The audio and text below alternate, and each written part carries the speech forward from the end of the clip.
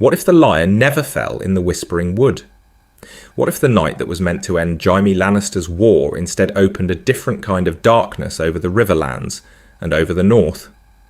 The trees are close here, pressing in like a listening crowd. Torches gutter and spit, throwing thin veils of firelight that cannot quite reach the ground. Horses snort in the cold, damp air. Steel scrapes against steel in short, brutal flashes. The way a man clears his throat before speaking an important word. Jaime rides at the centre of it, golden armour dulled by mud and shadow, cutting a path toward the boy they call the young wolf. He is in motion, always in motion. The world narrows to the swing of his sword, the rhythm of his destrious stride, the hot breath in his lungs. His heartbeat is a steady drum, not frantic, not afraid. It is the familiar music of danger, a song he has known since he was younger than this Stark boy. He does not think of cost or consequence in the first rush. He thinks of angles, of timing, of the clean satisfaction when a parry turns into a killing stroke. Yet beneath that, quieter than the clash of iron, another understanding moves. This war feels wrong, not in the way all wars are wrong, with their broken bodies and burned fields, but in its purpose. Joffrey's thin, cruel voice sits on the Iron Throne in his mind, not Robert's booming laughter, not the mad king's shrieks. He remembers the heat of Aerys's blood on the steps, the way important words like oath and honour had tasted like ash in his mouth even as he saved a city. He remembers deciding once, in a silent throne room, that a king could be killed for the sake of the realm. The trap closes around him now with a different kind of silence. Horns sound where they should not be. Lannister men cry out from the dark where no enemy was supposed to stand. His horse jolts, rears, hands reach for his reins, for his leg, for the bright prize of his capture. In the true history, this is the instant he is unhorsed, dragged down into mud and defeat. But here, the moment stretches. Across the chaos, he sees Robb Stark. Not a boy, not quite a man, sitting his saddle with a stillness that does not match the storm around him. Grey eyes, calm and watchful, like Ned Stark's had been in that long-ago throne room, measuring Jaime with a quiet that feels almost like judgment, and almost like invitation. There is honour there, but not the brittle kind that breaks itself against oaths. It is something colder and perhaps kinder. In the space of a single heartbeat, he understands that he is about to be beaten. He also understands that he does not have to die for this. What if, instead of one more desperate charge in a forest already lost, he lets the horse turn? What if the Kingslayer chooses not to fall for his family's war, but to change the field entirely and ride beneath the direwolf instead of the lion? If he does, the world tilts. Tywin Lannister wakes to find his heir not dead, but gone. Cersei feels the absence of her twin like a wound and names it betrayal. Robb Stark gains the most dangerous knight in the realm at his side, and with him a living symbol of every southern shadow the North has ever learned to hate. This is the point where everything else must bend. But how does a man like Jaime Lannister make such a choice here, in the dark of the Whispering Wood? And what new winter begins when he does? The Whispering Wood is not loud. It is close. Branches knit overhead, muffling the distant clash of men and steel into something that feels almost like a storm heard through thick walls. In that quiet, the war for the North and the Riverlands narrows to the length of one man's arm and the direction he chooses to turn his horse. In the canon we know, the pattern is simple, almost brutal in its clarity. Robb Stark feigns retreat, the young wolf vanishing into the trees with a small picked force, leaving his uncle's men to draw Jaime Lannister on. Jaime takes the bait, the way a man like him always has, with speed and a kind of arrogant joy in the charge, driving deep into the dark, cutting down every rider who dares to bar his path. He fights to the last, unhorsed at last beneath the weight of northern steel, dragged from the mud and taken as a prize, a living bargaining chip for a dead father. That is the story as it was told. But how thin is the line between a captured knight and a defecting one? What if the single decision that seemed so small, the angle of a horse's neck in the half-light, becomes the hinge upon which everything else turns? What if, in the space of one heartbeat, The Kingslayer's sword ceases to be a weapon wielded against the wolf and becomes instead a shield raised in front of it. Here is where the road bends. Jaime's horse plunges between the trees, breath steaming, hooves striking roots and leaf mould. A rider lunges at him from the left. Steel flashes. He does not even think as his blade takes the man in the throat. Blood spatters his face, warm, metallic, mixing with the iron taste already in his mouth from where he bit his tongue in the first collision. He reins in for the briefest instant, the leather biting into his palm. The world contracts to the feel of that rein, the roughness of it, the dampness of the glove, the way important words once echoed in a different room, in a different darkness. Burn them all. Aerys's voice, high and cracked, the stench of smoke and fear in the throne room, the firelight turning the Mad King's crown into a circlet of molten red. He had killed a king to stop a city from burning, and they had named him Kingslayer for it. They had never wanted the truth, never wanted understanding, only a story that kept the world simple. Lion, wolf, oath, betrayal. Through a break in the trees he sees it, the grey direwolf on white, Robb Stark's banner lifting and falling like a slow breath. The boy himself rides beneath it, mail dark with sweat, sword raised, turning his mount to crash into the flank of the men still trying to cut their way to Jaime. Jaime could turn away. He could carve his path toward open ground, trust in his speed, in the fear his name still carries. That is the expected cost and the expected reward. Escape. And the war continues as it must. Instead, something in him shifts, not with the clarity of a vow, but with the dull, exhausted movement of a man who has been walking in the wrong direction for years.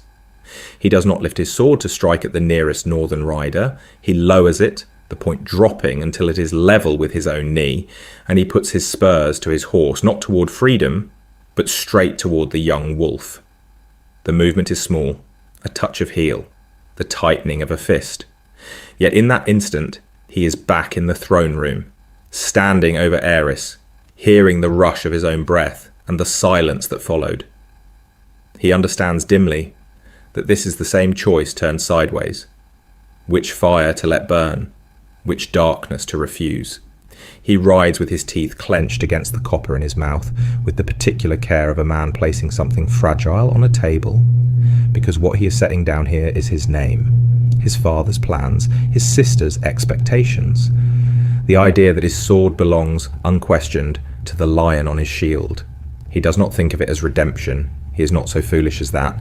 He thinks of it as a kind of treason against his own past, born of self-loathing and a bone-deep weariness, the way a man who has carried one lie too long might, without fully meaning to, reach for another story. This is not a romantic conversion. It is a collision, duty slamming into disgust, habit crashing against the faint, almost painful memory of wanting to be a better knight than the one his white cloak allowed him to be. When his horse breaks into the small clearing where Robb Stark fights, Jaime comes not with his blade raised in challenge, but with his hand already opening, already prepared to offer up the only thing he has ever truly owned. His choice is quiet.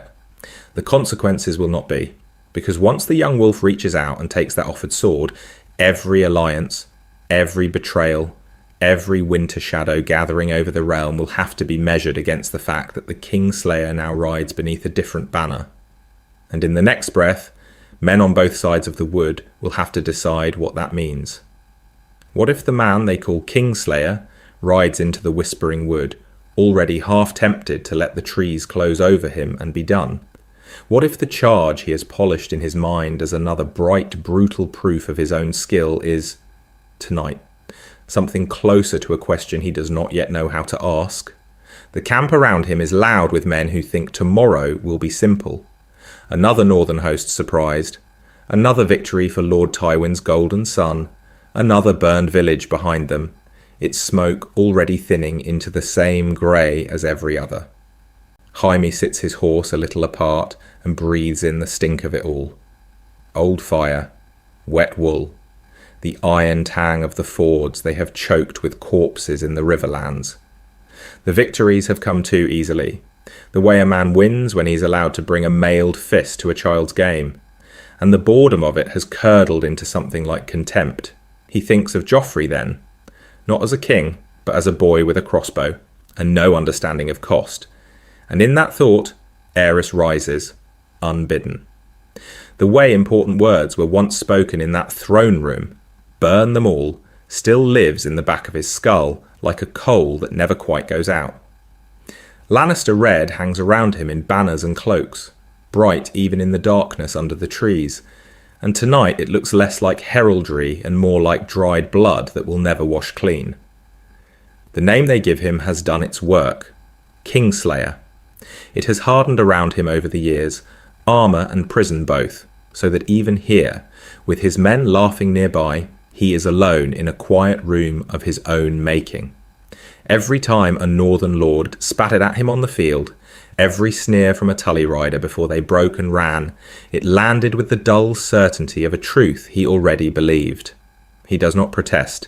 He does not explain about wildfire and a city full of strangers who never knew how close they came to ash. He speaks of it to no one, not even Cersei, because to speak would be to admit that the choice was once clean in his mind. Kill a king, save a city. Now the lines have blurred. Loyalty to his father, to the twin who shares his face, to the vicious boy on the Iron Throne who has begun to echo Aerys in gesture and in sudden, pointless cruelties. These things press on him like the weight of his gilded armour, fine as any in the camp, and yet tonight heavy as chains. What if that long-ago choice was not a stain, but the truest thing he has ever done? The thought comes with the particular care of a man placing something fragile on a table, afraid even to look at it directly. If he once drew steel for people he did not know, what does it mean that he rides now through lands his father has ordered stripped and burned, past small folk who flinch at lion banners the way they once flinched at dragonfire? There is a numbness in him as he fingers the reins, listening to the horses shift and snort in the dark. Tomorrow's charge should thrill him. Instead, it feels like a coin tossed in the air. Live, die. Either would answer something. He does not name it despair. He does not yet call it hope. But somewhere beneath the practiced arrogance, beneath the easy smile he will wear when he rides out, another question waits. If his life is already forfeit in the eyes of half the realm, what new thing might he purchase with it once steel meets shadow in the whispering wood? Before steel meets that shadowed wood, there is only the waiting. The Riverlands night lies damp on the camp like another cloak, heavy with mist and the faint sour smell of trampled leaves and horse sweat. Robb Stark walks among his men with the steady, looping path of someone who has worn the same track for hours. Boots whispering in the soft earth, hand brushing the necks of horses that shift and snort in the darkness between the trees. The way a man moves when he knows every eye pretends not to follow him, and every life still does. He hears his father's voice more clearly than the muted creak of leather and chain. Patience, Robb. Surprise is a kind of mercy if it ends the fight quickly. Ned Stark speaks of such things in memory with the particular care of a man placing something fragile on a table, each lesson laid out and turned over, tested against this cold, wet night. Somewhere beyond the tree line, the Lannister fires burn in a low, distant glow like embers under a lid. Those are the flames he means to smother. He does not feel like a king here, not truly. The crown is far away in Riverrun's halls, and in the mouths of men who shouted his name until it became something other than a boy they had watched grow. Out here, with the rain beading on his hair and the weight of his sword at his hip, he feels instead the thinness of the line he walks. What if he is only playing at war while Tywin Lannister plays at something colder, older, written in ledgers and blood, long before Robb ever held a blade? Catelyn's warnings move through him like another kind of weather. Do not trust to glory, do not forget the cost. She had looked at the map, at the pins and little carved lions, and seen more than positions. She had seen sons who would not come home. He remembers the way important words seemed to thicken the air in the room when she spoke of hostages and oaths and the South's appetite for northern pride. Tonight, every quiet breath of the men around him feels like an answer to those warnings, though he cannot yet say which way. Jaime Lannister waits out there, or so Robb believes, wrapped in that distant firelight. The Kingslayer, the man who tried to smash his uncle's host, who rides downriver banners with a golden blur of steel, who carries his father's ruthlessness in his smile. To Robb, Jaime is not a man so much as an emblem, the bright, cruel face of the house that ordered Ned Stark's death, the living thing the North has marched to destroy. Capture him, Catelyn had said, and we have a bargaining chip. Kill him, and we have only more dead. He stands at the edge of the trees and watches the Lannister glow flicker, waiting for the moment to loose his trap. Tonight, he expects a prize in chains, a name he can trade for his sisters, for time, for some small measure of justice. He does not yet imagine another choice hidden inside that darkness. He does not yet understand that when the lion finally stumbles into the Whispering Wood, Robb Stark may win something far more dangerous than a hostage, a Lannister who wishes to stand beside him. And that, though he cannot see it now, will change the shape of every shadow that follows. By the time the lion begins his slow ride north, the woman he is riding toward has worn the same scrap of parchment thin at the folds. Catelyn's fingers find Ned's old letter the way a man reaches for a familiar hilt in the dark, not to use it, only to know it is there. The ink has faded, but the words have not. She can still see his hand, still hear the way important words sounded when Ned Stark spoke them aloud. In Robb's camp, the air itself feels bruised. Smoke from a dozen cook fires hangs low, carrying the sour tang of burned grain and something sharper beneath it, the memory of villages put to the torch along the Red Fork. Riverlords move through the great tent and the muddy lanes between, men and women whose lands have been ridden down under Lannister banners, whose small folk now hang from trees like some cruel harvest. They speak of Jaime Lannister with a hatred that has become almost ritual, a litany they repeat to keep their grief from spilling into shapeless despair. He is the Kingslayer, he is Tywin's son. He is the golden sword hand that opened the Riverland's veins. Each name is a wound pressed, a cost named. In the quiet after councils, when the wine has gone and only the low murmur of sentries remains, some of them speak of sons taken at the Golden Tooth, of daughters lost on the roads, of fields that will not be sown this winter because the ploughs were broken and the men who drove them are ash. Jaime is not in the room, but he might as well be. His shadow lies across every map. Ned's absence lies there too. Robb bends over those same maps with his father's frown, but not his father's years, reaching for a counsel that is no longer within arm's length. He does not say, "I do not know," not where his bannermen can hear, yet Catelyn can see the moments when his hand pauses above a carved stone horse, when the choice before him is not between right and wrong, but between two different kinds of ruin. She tries to be both comfort and conscience, to say the word king with the particular care of a man placing something fragile on a table, even as her own heart circles back, again and again, to a set of steps in King's Landing and a sword falling. For her, for the Riverlords, Jaime is more than an enemy commander. He is the bright, mocking face of southern betrayal, the name that rhymes with every broken oath. His family holds Sansa and Arya. His father ordered the raids that blackened their skies. He is a coin they mean to spend for their daughters' lives, or else bleed for their dead, and there is a hard, cold understanding in the camp that either use would be just. What happens when such a man rides into such a camp and speaks of alliance? What can trust possibly mean when offered by the Kingslayer to a boy who has lost his father and a woman who has lost almost everything else? The ground Jaime will stand upon is not neutral. It is already soaked in Lannister blood and memory, already seeded with stories of his cruelty and his house's fire. Every look, every word will be measured against those stories. Every gesture will be watched for the faintest glint of treachery.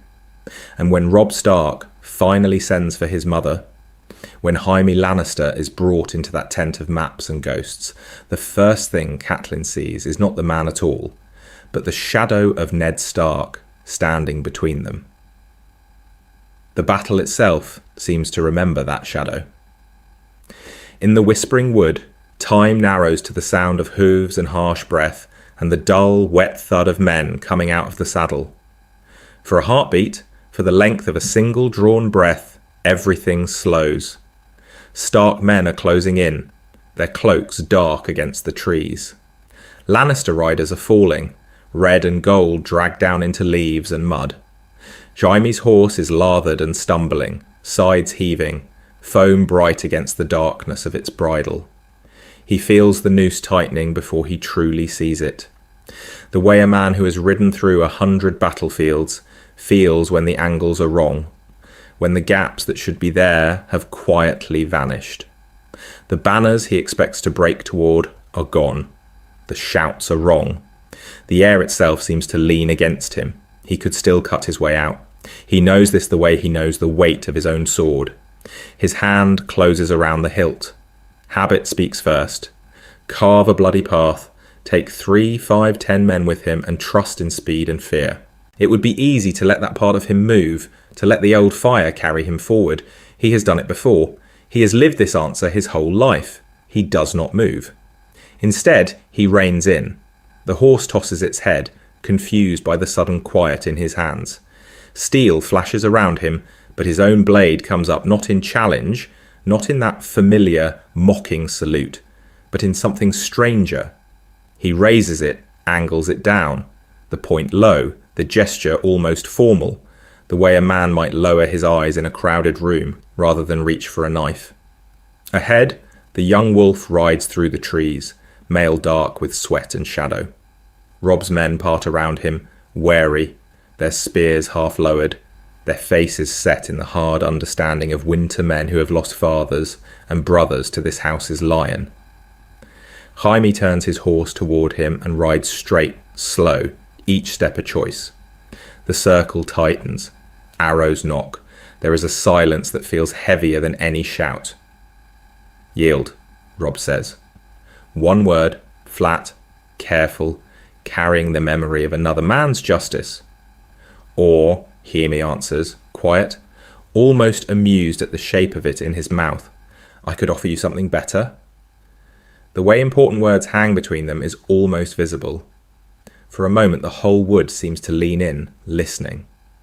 Jaime swings down from the saddle, his knees hit earth. He does not bow his head like a penitent. He does not beg for life. He holds his sword with the particular care of a man placing something fragile on a table, then turns it, hilt first, and offers it up. Robb's hand hovers over the pommel. He thinks of Ned in a cold godswood, of a sword that fell where it must, of the cost of mercy and the cost of pride. What if this is madness? What if this is the hinge upon which everything else turns? "I know my father," Jaime says. He speaks of duty, not forgiveness. His roads, his temper, the shadows he trusts, and the ones he does not see until it is too late. Let me fight for you, and I will show you where to cut. Somewhere, far from this wood, something in Jon's chest moves, though he cannot yet name why. In the stillness that follows, before Robb's fingers close or fall away, the war waits to learn which man it belongs to now. What if the war hears the wrong story first? What if the sight that should have meant triumph instead opens a quiet, dangerous room inside every man who sees it? For a long moment after Robb's hand closes around Jaime's wrist, the clearing does not breathe. Men who had been shouting a heartbeat before find their voices caught behind their teeth, held there by the strangeness of what they are seeing. The Kingslayer on his knees, not dragged, not chained, but bowed of his own will, offering himself to the son of the man he helped to kill. It is the way a man kneels before a septon or a headsman. Closest to them, a young soldier from the mountain clans realises his fingers ache. He has been gripping his spear so tightly that the wood has bitten crescents into his palms. He does not relax his hold. He does not understand the words that have just passed between Robb Stark and Jaime Lannister, but he understands the shape of them, the way important words always change the air, make it heavier. This feels like that, like a choice that will cost more than anyone here can yet name. A little farther off, under the bare branches, a Riverlands archer spits into the leaves and whispers a curse, soft but fervent, as if he fears the trees themselves might carry it back to his lord.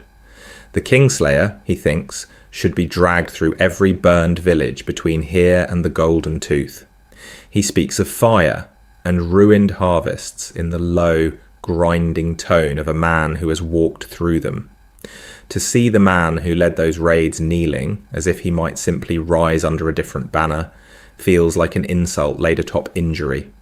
Only Grey Wind moves without confusion. The direwolf circles Jaime in a slow, deliberate arc, paws whispering against the damp earth, hackles raised. A low growl threads through the darkness, not loud, but constant, as if the animal has decided that sound itself is a chain he can wrap around this kneeling man. When Jaime shifts, the wolf's teeth show, white in the shadow. Robb's voice, when it comes, is very quiet. "Take him," he says, each word placed with the particular care of a man placing something fragile on a table. Alive, unharmed, double the guard. He does not look at Jaime again. He turns away, the fur on his shoulders catching what little light there is, and walks back toward the heart of the camp, toward the waiting canvas of his command tent, where no one can see his face while he measures the cost of believing a Lannister. The camp does not wait in silence.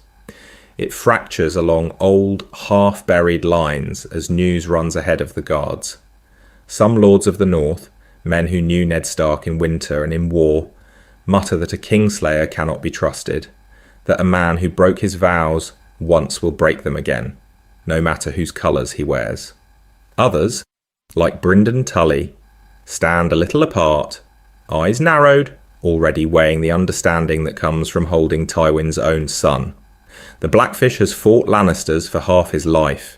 He knows the value of a commander who has seen their counsels from within, who knows the shadows Tywin trusts and the ones he fears. By the time the torches burned low, they have found a place for Jaime. Not a true cell, only a storage shed of rough boards and a barred door. But there are 4 men outside, where one would have sufficed for any other captive. Inside, the air smells of old grain and damp leather. Jaime sits with his back against the wall, hands still unbound, listening. He hears the camp talk about him the way a man hears the sea through stone. Angry murmurs, the sharp edge of his name, the softer, sceptical question of what Robb Stark thinks he is doing. Somewhere beyond, Grey Wind's growl rises and falls like a distant drum. He closes his eyes. For the first time since he knelt, he allows himself to feel the thinness of the line he is walking. His life, which once rested on his father's ruthlessness and his sister's fear, now hangs on the judgment of a dead man's son. Will the boy be more pragmatic than Eddard Stark ever was? Or will he reach for honour and let the war decide the rest? Outside, the camp does not yet know which story it is living in. Inside, Jaime waits in the half-dark, listening for the sound of Robb Stark's choice approaching. The command tent holds the decision like a sealed room holds smoke. Canvas walls breathe with each gust, the muted roar of the camp outside rising and falling, men trading the story already. The Kingslayer dismounted, his golden hand unbuckled, his sword surrendered across Robb Stark's war map like a challenge laid in steel. Candles gutter in the draughts, throwing shadows over rivers and passes inked by careful hands. The fire in the brazier burns low, more ember than flame, the way a man's certainty can burn low when the world shifts beneath his feet. Robb stands over the table, jaw tight, eyes on the sword. Catelyn sits. Because if she stands, she is not sure she will keep her voice as steady as she must. She speaks first. She does not speak of tactics. She speaks of a tower window in Winterfell, of Bran's small body broken on the ground, of a Lannister lion riding away without a backward glance. She speaks of Ned in chains, of a head on a spike, of Sansa kneeling in a southern court, and Arya simply gone into the darkness. To her, Jaime's sudden honour smells like every southern word that ever came wrapped around a hidden cost. What if this is all he needs? She asks quietly. 1 tent, 1 night, 1 moment with your back turned. The way important words land between them is almost physical. Trust, trap, father, king. Each has its own weight, its own winter chill. Robb listens. He does not flinch when she says Bran's name, though something in his shoulders tightens the way a man tightens a cloak against cold. He has learned too quickly that a king's face must be a kind of armour. Yet behind his eyes another understanding has begun to take shape, hard and pragmatic, born of the long march and the dead boys buried by the road. He knows my grandfather's killer, Robb says at last, voice low. He knows how Lord Tywin thinks, where he will strike, how he will answer losing his son. He speaks of stolen marches and feigned retreats, of battles like the Whispering Wood that turned on surprise. What if one more such turn could end this war sooner? What if a single choice here, in this dim room, could mean 100 northern boys never have to see the trident run red? He lays it out with the particular care of a man placing something fragile on a table. They can keep Jaime as a hostage, a living shield against Tywin's worst fury. They can trade him, perhaps, for Sansa and for any whisper of Arya's trail. Or they can do the unthinkable, take the Kingslayer's oath, set him among their captains, and march with a viper coiled at the heart of the host. Catelyn's fingers curl in her lap. A hostage is a piece on the board, she says. A commander is a knife you hand to your enemy, and pray he remembers which way to point it. Robb's hand comes to rest on Jaime's sword, where it lies across the map, steel bisecting the riverlands like a new border. His thumb traces the lion worked into the hilt, then stills. The tent is very quiet. We will see, he says, not with triumph, but with something grimmer, older. We will test whether a Lannister's honour can be turned to northern ends. Outside, the camp's noise swells, a distant tide. Inside, the choice sharpens into a single next step. And when Robb lifts his hand from the lion's hilt, it is not yet clear whether he has just taken hold of his victory or the shadow of his ruin. They bring him back to the king's tent at dusk, not as a guest this time, nor as a bargaining chip passed between lords, but as something harder to name. Jaime walks between Blackfish and Grey Wind's low, untrusting growl, wrists chained, ankles hobbled just enough to remind him that whatever choice was made in that earlier room, the cost has not yet been paid. Inside, the air is close with canvas and quiet anger. Robb stands behind the map table. Catelyn sits to one side, her hands folded, her eyes not softening. The way important words hang between them makes the tent feel smaller than it is. Jaime stops where the guards place him. He does not bow. He inclines his head, a half gesture that is neither defiance nor submission, and waits for the sentence that will decide what sort of traitor he is to be.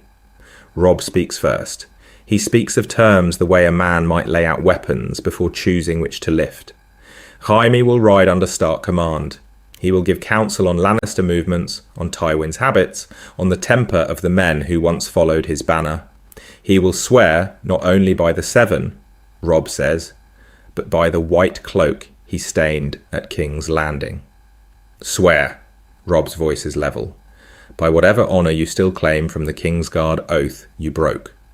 For a moment, the room is only the sound of chains settling as Jaime shifts. There is a flicker in his face, something like anger and something like shame, and then it is gone. He nods once. Very well, I will swear. Catelyn's gaze does not move from him. Do you remember? She asks. and the quiet of her tone is more cutting than any shout. The feel of a child's neck under your hands? It is a pattern broken, a question that does not belong in the clean lines of strategy and oath. Jaime flinches. He does not look away. He does not deny it. Yes, he says. The word lands between them with the particular care of a man placing something fragile on a table. I remember. Robb's jaw tightens, but he does not seize on it. Understand this, he says. This alliance is a weapon, not forgiveness. I will use you against your father, that is all. Not quite all. Jaime lifts his chained hands a fraction. I have a condition of my own. It is almost absurd to bargain from iron and defeat, but he presses on. If you take Tyrion alive, you will protect him, and if I fall, you will not let your river lords drag my body behind their horses or hang me from your gates. Catelyn's mouth hardens. You ask for much. I ask for little, Jaime answers. A clean death for my brother, if it comes to that. A clean grave for me. No songs, no trophies. Robb studies him the way a man might study an unfamiliar blade, testing for hidden flaws. What if this sliver of mercy is the crack that lets darkness seep back into everything he is trying to hold together? What if denying it makes him something colder than his father ever was? At last he nods. Tyrion will have my protection if he's taken in my name. Your body will not be paraded. That is all I can promise. Outside, later they strip the crimson cloak from Jaime's shoulders. The lion's golden thread catches the last of the daylight like fire before the torch takes it. Men watch as it burns, a bright, brief banner collapsing into ash. They do not give him northern furs. No direwolf, no colour, no claim. Only plain, unadorned mail, cold as river water in winter, settles on his shoulders. It is not a new banner. It is the absence of one, a man standing in the narrow space between oaths, waiting to see which shadow will finally claim him. What if the raven that leaves the smoke and mud of the riverlands does not simply carry news of a prisoner, but of a choice? What if, by the time its wings beat over the Blackwater, the words tied to its leg have already begun to unmake a queen? In the Red Keep, the light is too bright. It pours through the high windows of Cersei's chamber, turns the sea beyond to a sheet of hammered silver, makes every thread of Lannister crimson in the room feel thin, exposed, one careless spark away from fire. She holds the parchment with the particular care of a man placing something fragile on a table, only she does not set it down. Her fingers are white around it. Captured, the script says, and that is a familiar fear. An old shadow she has rehearsed. But then the other line, rumours in the camps. The Kingslayer rides now beneath the direwolf. They speak of bent knees and shared counsels. Of Jaime at the young wolf's side, for a moment there is only a quiet, ringing absence in her chest, as if the words have knocked the breath from her. It feels wrong in a way her mind refuses. Jaime bending the knee to anyone but his king, his father, his own blood. Jaime choosing another banner, another boy, over her and the children who carry his face. The way important words sometimes do, the sentence sits there between heartbeat and understanding, refusing to fit the shape of the world she knows. Disbelief curdles quickly, rage is easier, safer. Her mouth twists, and she reads the lines again, hunting for weakness, for some sign that this is a northern lie. He does not leave me. He does not betray his own. The phrases repeat themselves like a prayer or a curse. Around her, the court stirs, sensing the cost beneath the ink, even if they do not feel the wound as she does. Pycelle shuffles closer, beard trembling, mumbling of treason and oaths, of how a man who has once slain a king might not think twice before turning on a brother. Littlefinger's eyes sharpen, the way a man watching dice fall calculates who will be ruined and who might yet be bought. Varys stands very still, hands folded, head bowed, just enough to look deferential, listening more intently than he lets on as the name Tywin Lannister hangs in the room like smoke. They are all thinking the same thing. The West has lost its sword hand, its heir.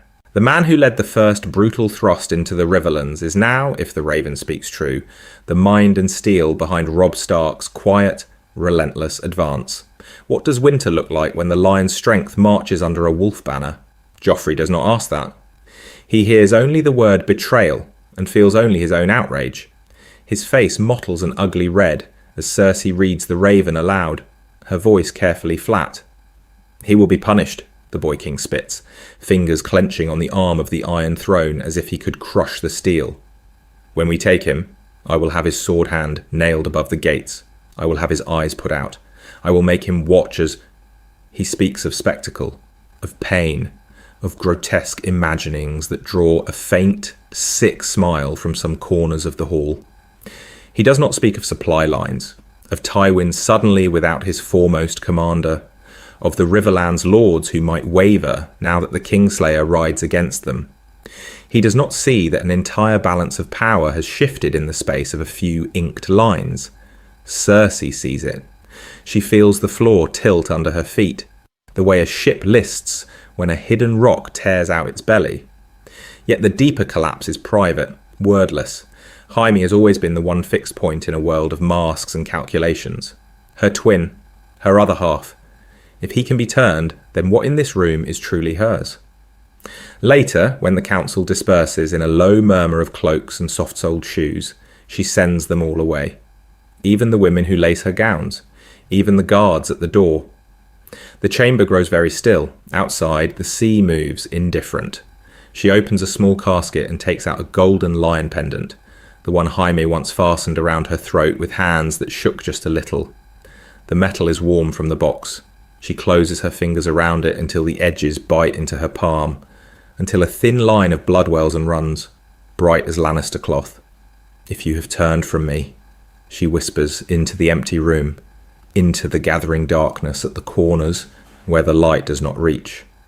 "Then the North will drown in blood before they keep you." It is not a threat she intends to speak of in council.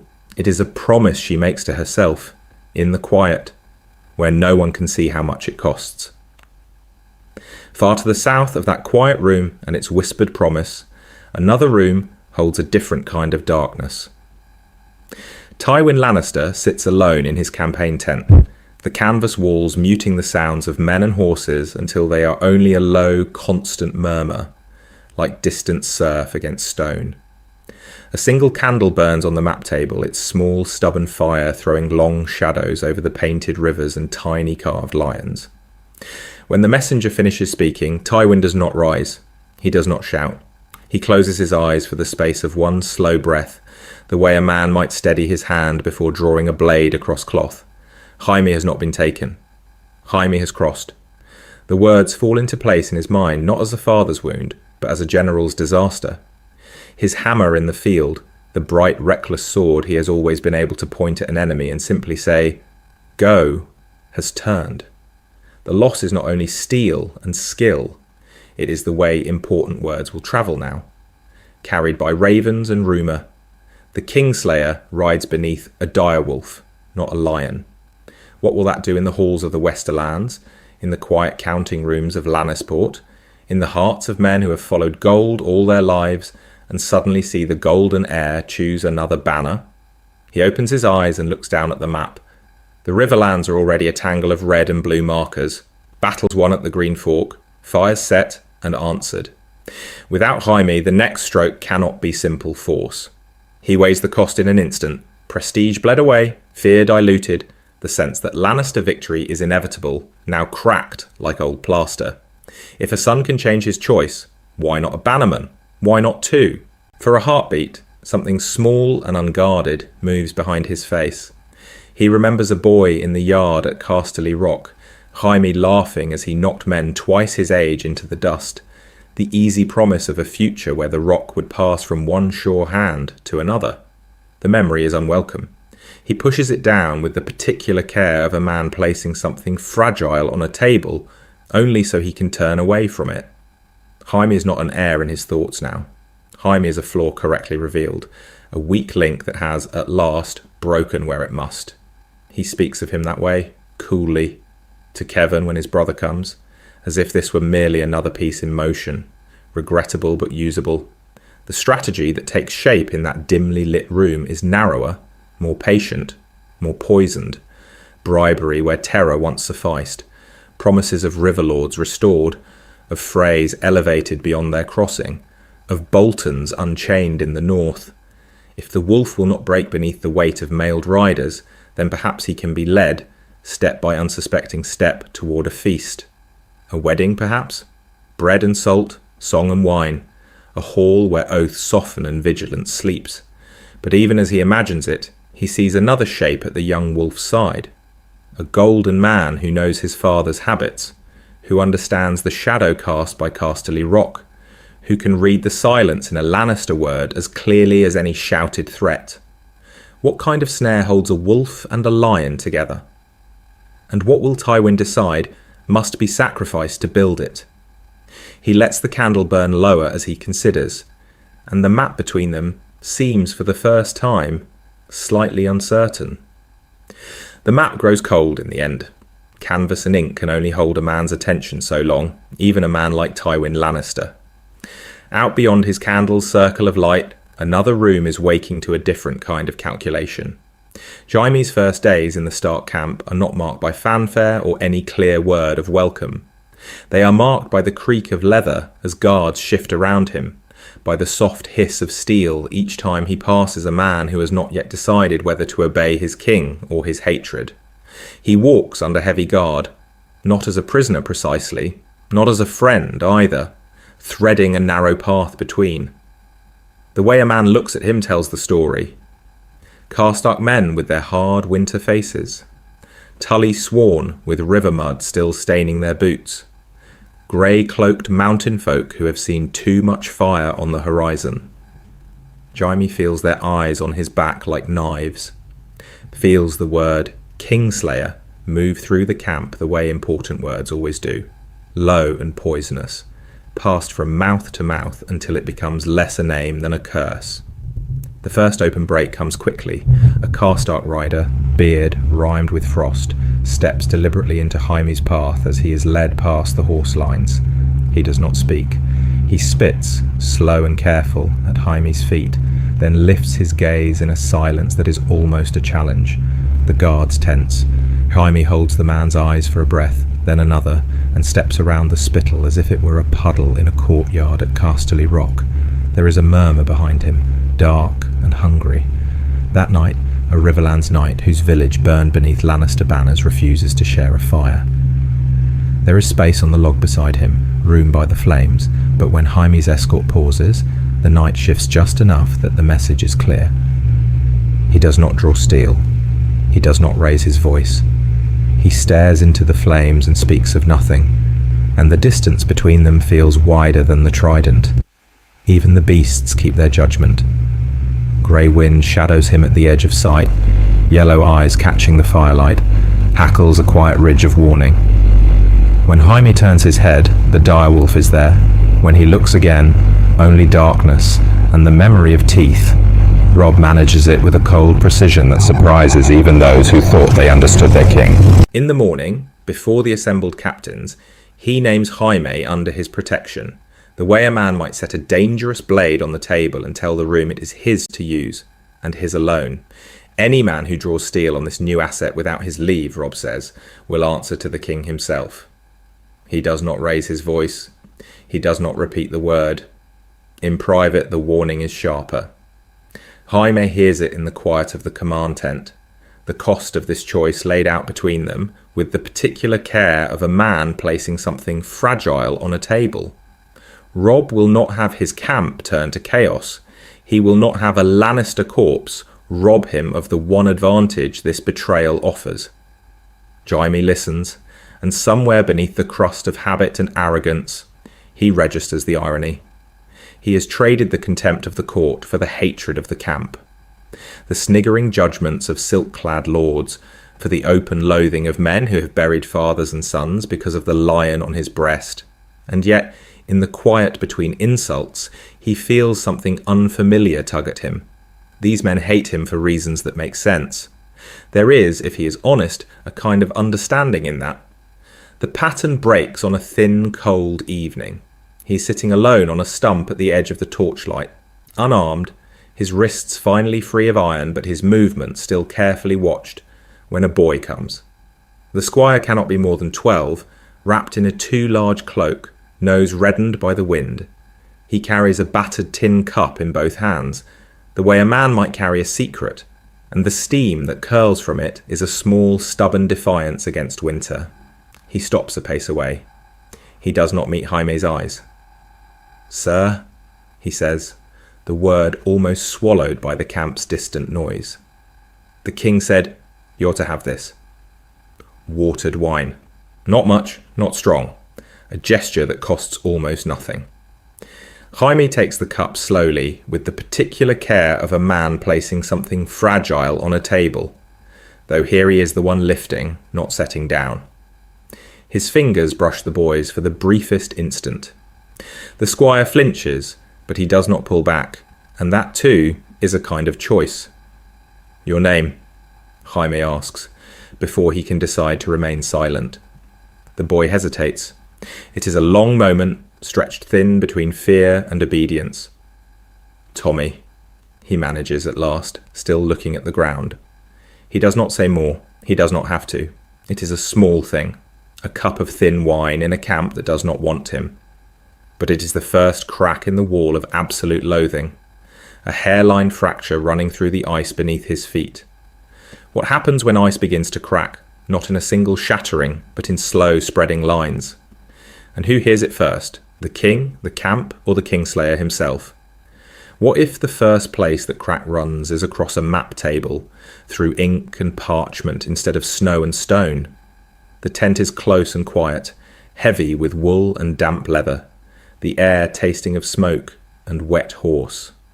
Robb stands over the painted rivers and mountains, hands braced on the table. Jaime stands because the chains at his wrists make sitting awkward, 2 guards at his shoulders, the clink of metal the only sound for a long moment. He does not look at them. He looks at the lines of march and the small wooden lion pressed against the green fork. "Your father will not stay here," he says at last, with the particular care of a man placing something fragile on a table. He does not sit and wait for boys to come at him from all sides. He strikes at the weakest fire first. Robb's jaw works. "You think us weak?" There is no shout in it, only the cold edge of winter water. The way important words land when a young king is still learning what weight they can carry. Jaime's mouth twists, not quite a smile. "I think he will say you are. You split your host, you send your uncle one way, you another. It looks clever on a map. It leaves you thin everywhere that matters." He taps the river, the road running west. He speaks of feints when he wants to flatter a man. Mostly he grinds. The clash is not loud. It is in the silence that follows. Robb's instinct pulls toward honour, toward relieving every burned village, answering every plea, the way a man raised in a hard land learns to answer a knock at his hall door. Jaime's understanding is colder. "Fear rides faster than ravens," he says, eyes on the little carved wolf. "You put this here." His finger moves, setting the direwolf not against Tywin's vanguard, but on the road that bends toward Lannisport, toward the rock itself. "And my father must turn. He cannot let you stand over his own gate." Catelyn watches from the edge of the room, her face unreadable in the lamplight.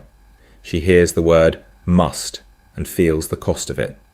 To threaten Lannisport is to invite sack and screaming and smoke. To leave the Riverlands burning is another kind of darkness. Which choice is more like a Stark, and which wins a war? Robb listens. That is the change. He does not agree at once. He walks the length of the table, the chain at Jaime's wrists following his movement like a shadow. "If we do this," he says slowly, "we leave men to suffer." Jaime's eyes flicker. Men are suffering now. You can bleed for every village, or you can end the man who ordered it. There is a strain in his voice when he speaks of Tywin, as if each word is pulled through old bone. Later, when the council breaks, Catelyn will take her son aside, her unease finally given shape. Is he letting a Lannister teach him to be cruel? Or is he learning the uglier necessities that might keep more of his men alive when winter truly comes?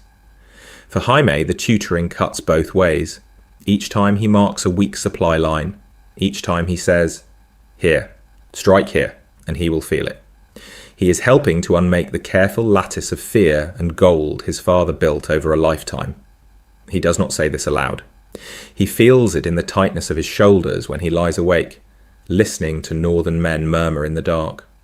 Something in Robb's gaze hardens over these counsels. He begins to ask different questions. Not only, can we win? But what will it cost, and who will pay? The boy who rode south with only honour as his compass now weighs shadows and rumours, learns to use surprise the way a man uses a knife in a narrow room. And in teaching him that, what is Jaime making? A sharper king for the north, or an enemy his own house will never be able to face again? King's Landing hears of it before the ravens are meant to arrive. The city always does. Word seeps through the alleys and wine sinks, climbs up marble stairs on the tongues of servants, arrives in the Red Keep, already stained by a dozen tellings. Sansa is in the Godswood when it finds her, not Winterfell's deep whispering grove, only the small walled garden the Southrons call a Godswood, with its pale, indifferent weirwood that has no face and no memory of snow. The roar of the city lies beyond the stones, a constant low thunder, wheels grinding over cobbles, distant shouts, a dog barking, the faint clatter of armour from the yard below where men drill for a war she cannot see. She presses her fingers to the rough bark anyway. It is not heart-tree bark, not truly, but it scratches her skin and anchors her in the moment. She closes her eyes and tries to pray, to shape quiet words to gods she barely understands. When the sound of silk and soft boots on gravel reaches her, 2 courtiers pass just beyond the hedge, voices low and eager. She does not see their faces. She does not need to. She hears enough. "Jaime the traitor," one whispers, with the particular care of a man placing something fragile on a table, both fearful and delighted to be first with the news.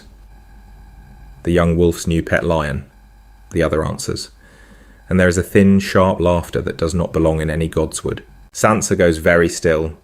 The way important words fall into the world is never as the singers promise. There is no trumpet, no clear herald, only a girl standing with sap on her fingertips and a heart beating too fast. Jaime Lannister, Robb, traitor, pet. Her first thought is fear. It comes quickly, like a hand closing around her throat. What if this is some Lannister trick, some cruel game her brother does not see? Robb is brave, but bravery is not armour against lies, and she has learned in these bright, dangerous rooms how easily a smile can be a blade. She imagines him trusting the Kingslayer, riding beside him, and the darkness that thought opens makes her sway. But beneath the fear, something else stirs. If a Lannister can change sides, if the Kingslayer himself can turn his back on lion and crown, then perhaps the lines that hold her here are not as fixed as they seem. What if the single choice of one man can unmake chains? What if the war is not only a story of wolves and lions, heroes and monsters, as simple as the songs? She listens harder. They speak of Tywin's rage, of Cersei's fury burning through the Red Keep like fire in dry straw, of Joffrey's oaths to feed Robb Stark to the dogs. They speak of ravens flying, of new alliances, of a war that is tilting in ways no one yet understands. The clatter of armour rises from the yard, sharper now, as if the steel itself has heard. Sansa opens her eyes. The bark has left small, raw lines on her palm, the cost of pressing too hard. She thinks of Robb with a Lannister at his side, learning the way a man uses surprise in a narrow room, and understanding comes to her slowly, like winter light. If Jaime is no longer Cersei's shield, then the Queen stands bare before the world, bare and cornered. He does not stand between Sansa and that cold, watchful hatred any longer. For the first time she imagines rescue not as a shining ride through the gates, but as a tangle of choices and treasons, of shadows moving where she cannot see. And with that imagining comes a new fear, thin as a knife's edge. If Robb has taken the lion to his side, has he also painted a red Lannister target on his sisters' backs? In a castle where Cersei has lost her shield, what exactly will the Queen be willing to break to strike back? Far from any castle where queens make plans in bright cold rooms, the war reaches Arya as noise and ale breath, and the scrape of benches on a rough inn floor. Yoren's ragged column has folded itself into a corner like a bundle of old cloaks. Boys and men, and one thin, sharp girl trying to be smaller than she is. The common room smells of smoke and spilled beer, of wet wool steaming by the fire. Outside, winter is still only a promise on the wind. Inside, word of it comes in other forms. A man at the next table is already drunk, or almost. He speaks of battles the way a man speaks of storms he watched from a distance. All gesture and no cost. His hand carves the air as he leans toward his companions, voice rising over the clatter. "I tell you," he insists, "the Kingslayer's gone wolf, sworn to the young wolf himself, so they say." The words slide into Arya's ear before she can turn away. Kingslayer, wolf, Robb. They do not fit together. They should not. For a heartbeat she thinks she has misheard, that this is only the way important words get twisted in a noisy room. She does not mean to listen. She hears enough. Another man laughs, a low, ugly sound. "Gone wolf? More like gone mad. I heard he stuck a knife in Lord Tywin's heart and ran north with his tail between his legs." A third snorts into his cup. "You're both wrong. My cousin's wife's brother saw a raven. Said the young wolf bewitched him. Northern sorcery. Turned his sword in his hand, like as not." The story changes with every breath. In one telling, Jaime kills his father. In another, he kneels in the snow, while Robb Stark lays a hand on his head and pulls the lion's shadow off his shoulders like a cloak. Someone mutters that no man who killed a king can ever be trusted. Someone else shrugs. What if that is exactly the sort of man a king at war needs? Arya's fingers close around the rough wood of the bench. She feels the old anger rise, hot and clean, the way a fire catches on dry kindling. Lannister. It is enough. Golden hair, green eyes, a sword in her father's back, even if she never saw the blow. His family killed their father. His family holds Sansa. How could Robb ride beside him? How could Robb choose that? She retreats into the only litany that has ever made sense since the world broke. Joffrey, Cersei, Ilyn Payne, the Hound, the Mountain. The names are stones in her mouth, weight and shape she knows by heart. Her tongue wants to add another, Jaime. It sticks, just for a moment. If he truly turned his sword, if he truly stood between Robb and a Lannister spear, does that change the place his name holds in her darkness? The question comes and hangs there, thin as smoke, almost an understanding, almost a crack in the wall she has built.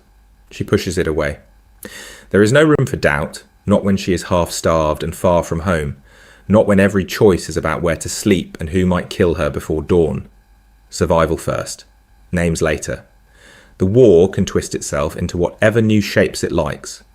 To the small, scattered pieces of House Stark, its lines are already blurred beyond recognition. Outside, the wind claws at the shutters. Inside, a girl curls smaller on a bench, holding to her list while the world quietly rearranges the meaning of every name upon it. What if, while a girl in a darkened room clings to a list of names, the war that scattered those names begins to bend in a different direction entirely? What if the young wolf does not let his hard-won lion slip back to Casterly Rock, but keeps him close and listens? The Riverlands feel the change first. Robb does not break his strength as sharply as in the tale they will later sing in half-remembered form. He does not send great wings of his host fluttering out into the night, each alone and vulnerable beneath Tywin's patient shadow. Jaime's presence at his council table is a quiet, unnerving thing, like a fire burning in the wrong hearth. He speaks of concentration of force with the particular care of a man placing something fragile on a table, of the way a man like Tywin waits for overreach, for youth to trust too much in one more miracle. So the northern banners move differently. The host that rides west is leaner, but never so thin that it can be snapped in two by a sudden hammer blow from the golden tooth. Jaime rides beside Robb when they turn toward Oxcross, and the maps spread between them are not abstractions, but memories.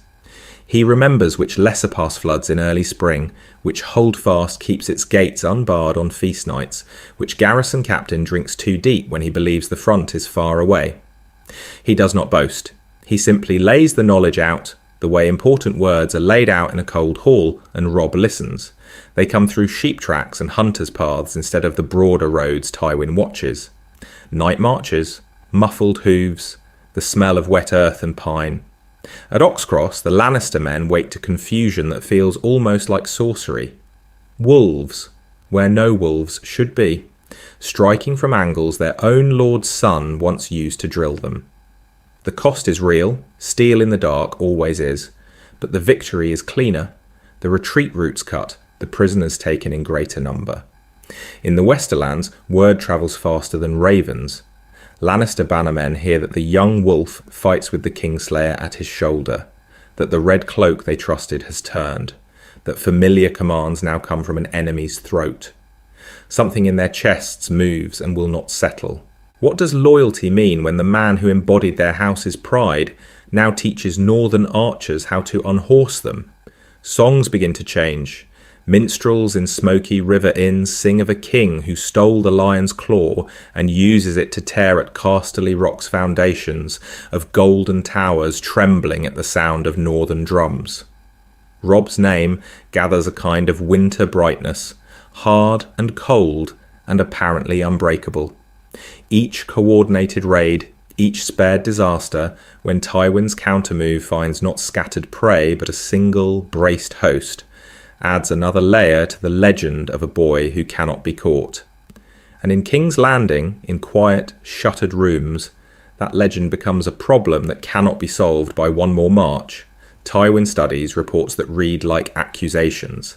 He understands the way a man like Robb grows more dangerous with each narrow escape denied him, each obvious mistake quietly avoided. If the sword cannot reach him in the field, what remains? What if the single feast that seems like peace becomes the hinge upon which everything else must turn? The thought of betrayal ripens there, in the spaces where open war has begun to fail. The fault line is not drawn on a map. It runs through the night air, through the low murmur of men around their fires, through the way important words change shape when spoken within sight of a crimson cloak. The Kingslayer's tent stands a little apart, not by order, but by instinct. Men drift near and then away again, as if from a heat that might burn. In the nearer rings of firelight, the real campaign is being fought, in arguments that do not end, in names that cannot be unsaid. Lord Karstark's voice carries first. It always does now. The lines of his face have sharpened since his sons fell to Lannister steel, and grief has burned away the softer parts of him, leaving a hard, bright anger. He speaks of Harrion and Torren as if they are still in the room, as if the way a man remembers can drag the dead back, long enough to hear him swear vengeance again. Robb would have me share a field with their killer, he says, not loudly, but with the particular care of a man placing something fragile on a table. The men around him go quiet. He would have my rider's wheel when the Kingslayer calls the turn, my blood in that man's hands again. No one answers at once. There is only the crackle of the fire, the smell of horse and damp wool, the steady press of winter coming on.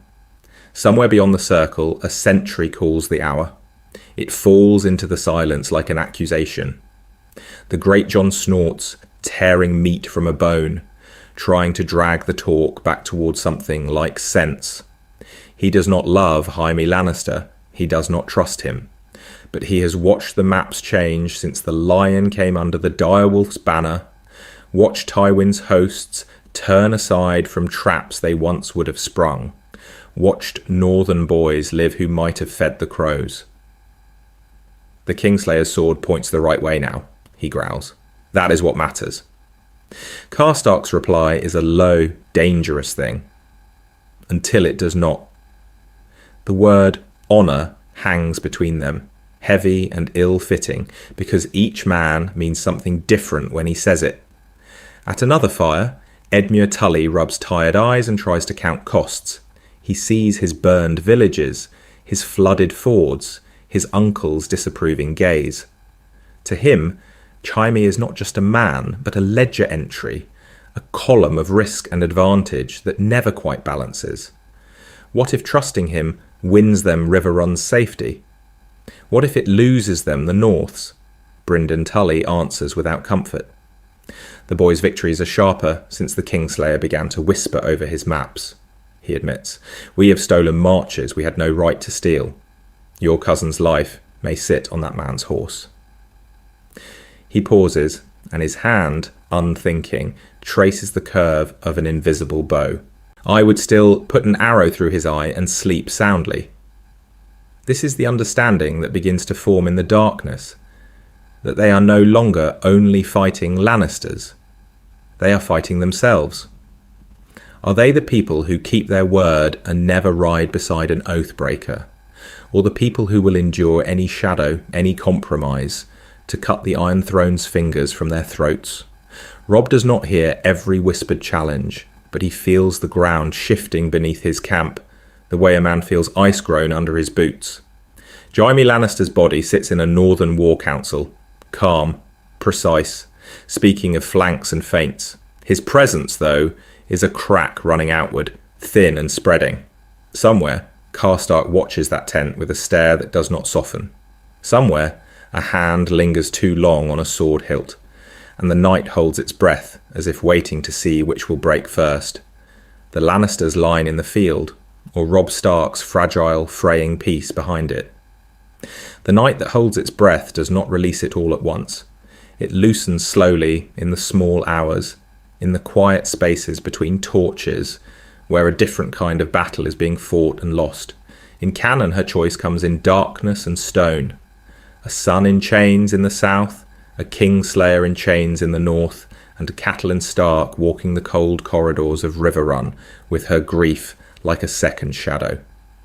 What if the single decision that seems so small, a mother opening one cell door, becomes the hinge upon which everything else turns?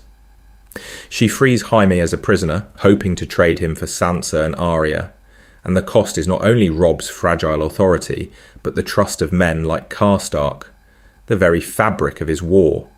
Here, that door does not exist. There is no Kingslayer fettered beneath her feet, no key that might scrape in a lock at midnight. Jaime Lannister is not a distant captive sent riding under escort to King's Landing. He rides instead at Robb's side, sits in the war tent with his golden head bent over maps, speaks of crossings and counterstrokes with the particular care of a man placing something fragile on a table. His value is no longer measured in chains and parchment promises. It is measured in fields taken, in Lannister banners broken, in the way a man like Tywin is forced to recalculate when his heir fights beneath a direwolf. And that, for Catelyn, is its own torment. Each council is a reminder of what he might have been. If he were a prisoner, he could be a bargaining chip. If he were a hostage, he could be a bridge back to her daughters. Instead, he is a weapon bound, by oath and by necessity, to her son's cause. What mother asks her son to blunt his sharpest sword for a hope that was never certain? What queen in winter robes walks into a crowded room and says, before lords and bannermen, that her girls are worth more than the lives of every man who has sworn to rob? So the impulse that once drove her to a secret, desperate choice has nowhere to go. He does not sit in a cell she can open. He sits under her son's banner. And every victory he helps win makes the thought of trading him feel not only impossible, but almost treacherous. One evening, when the camp is settled and the fires are low, she seeks him out. No witnesses, no audience, only the soft crackle of burning wood and the muted murmur of men beyond the tent walls. Jaime is unarmoured, hands bare, a man rather than a sigil. If you had been our prisoner, she asks, the words coming slow, and there had been an offer for Sansa and Arya in exchange, Would you have honoured it? He does not smile, though the line of his mouth wants to.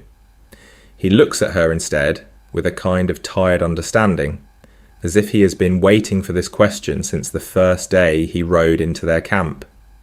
When he answers, his voice is low. I might have, he says. My father might have. Cersei would not.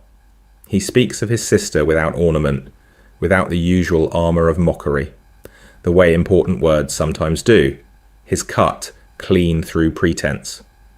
Catelyn hears, in that simple refusal, the breaking of her last, most fragile illusion, that somewhere in the Red Keep a mother like her might be waiting with outstretched hands. In canon she acts and the world shatters around the act. Here she cannot act. The grief remains, but it has no single door to pass through, no chain to unfasten. It seeps instead into other places, into her counsel, into the sharpness of her warnings, into the way she looks at Frey banners and Bolton eyes and feels a deeper darkness coiling there. This is the pattern Interrupt the War does not see coming. Not a released prisoner riding south, but a mother whose fear has been forced inward, searching for another outlet. Somewhere ahead, in a hall lit by too bright fire, that unspent fear will matter. What if that unspent fear in a northern mother's chest is not the only thing the war has miscounted? What if, far to the south and east, men who have never seen the Twins or the Whispering Wood begin to feel its echo in their own quiet rooms? On Dragonstone, the sea is a constant sound against the stone, a low, insistent roar that seeps into the bones of the castle. Stannis Baratheon stands where the wind cuts hardest, a roll of reports in his hand, the words already memorised. The Lannisters have lost their greatest knight.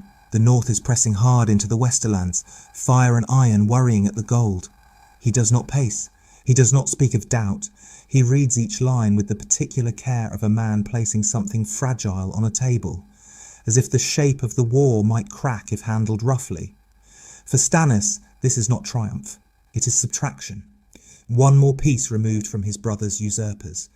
Jaime Lannister gone from his father's side means Tywin must turn inward, must think of burned fields and broken castles instead of open sea lanes and the Blackwater's mouth. The way a man like Stannis counts, this is a narrowing of possibilities until only one remains. A capital held by a boy king, and his mothers, with their great hammer on land pulled north and west, and their best sword now riding beneath a direwolf. What is King's Landing without Tywin's shadow already stretching toward it? He looks at the painted table and sees more clearly a path by water. Ships from Dragonstone and the Stormlands, sails dark against the dawn, sliding toward a city that cannot be reinforced in time because its Lord of War is bleeding in the west.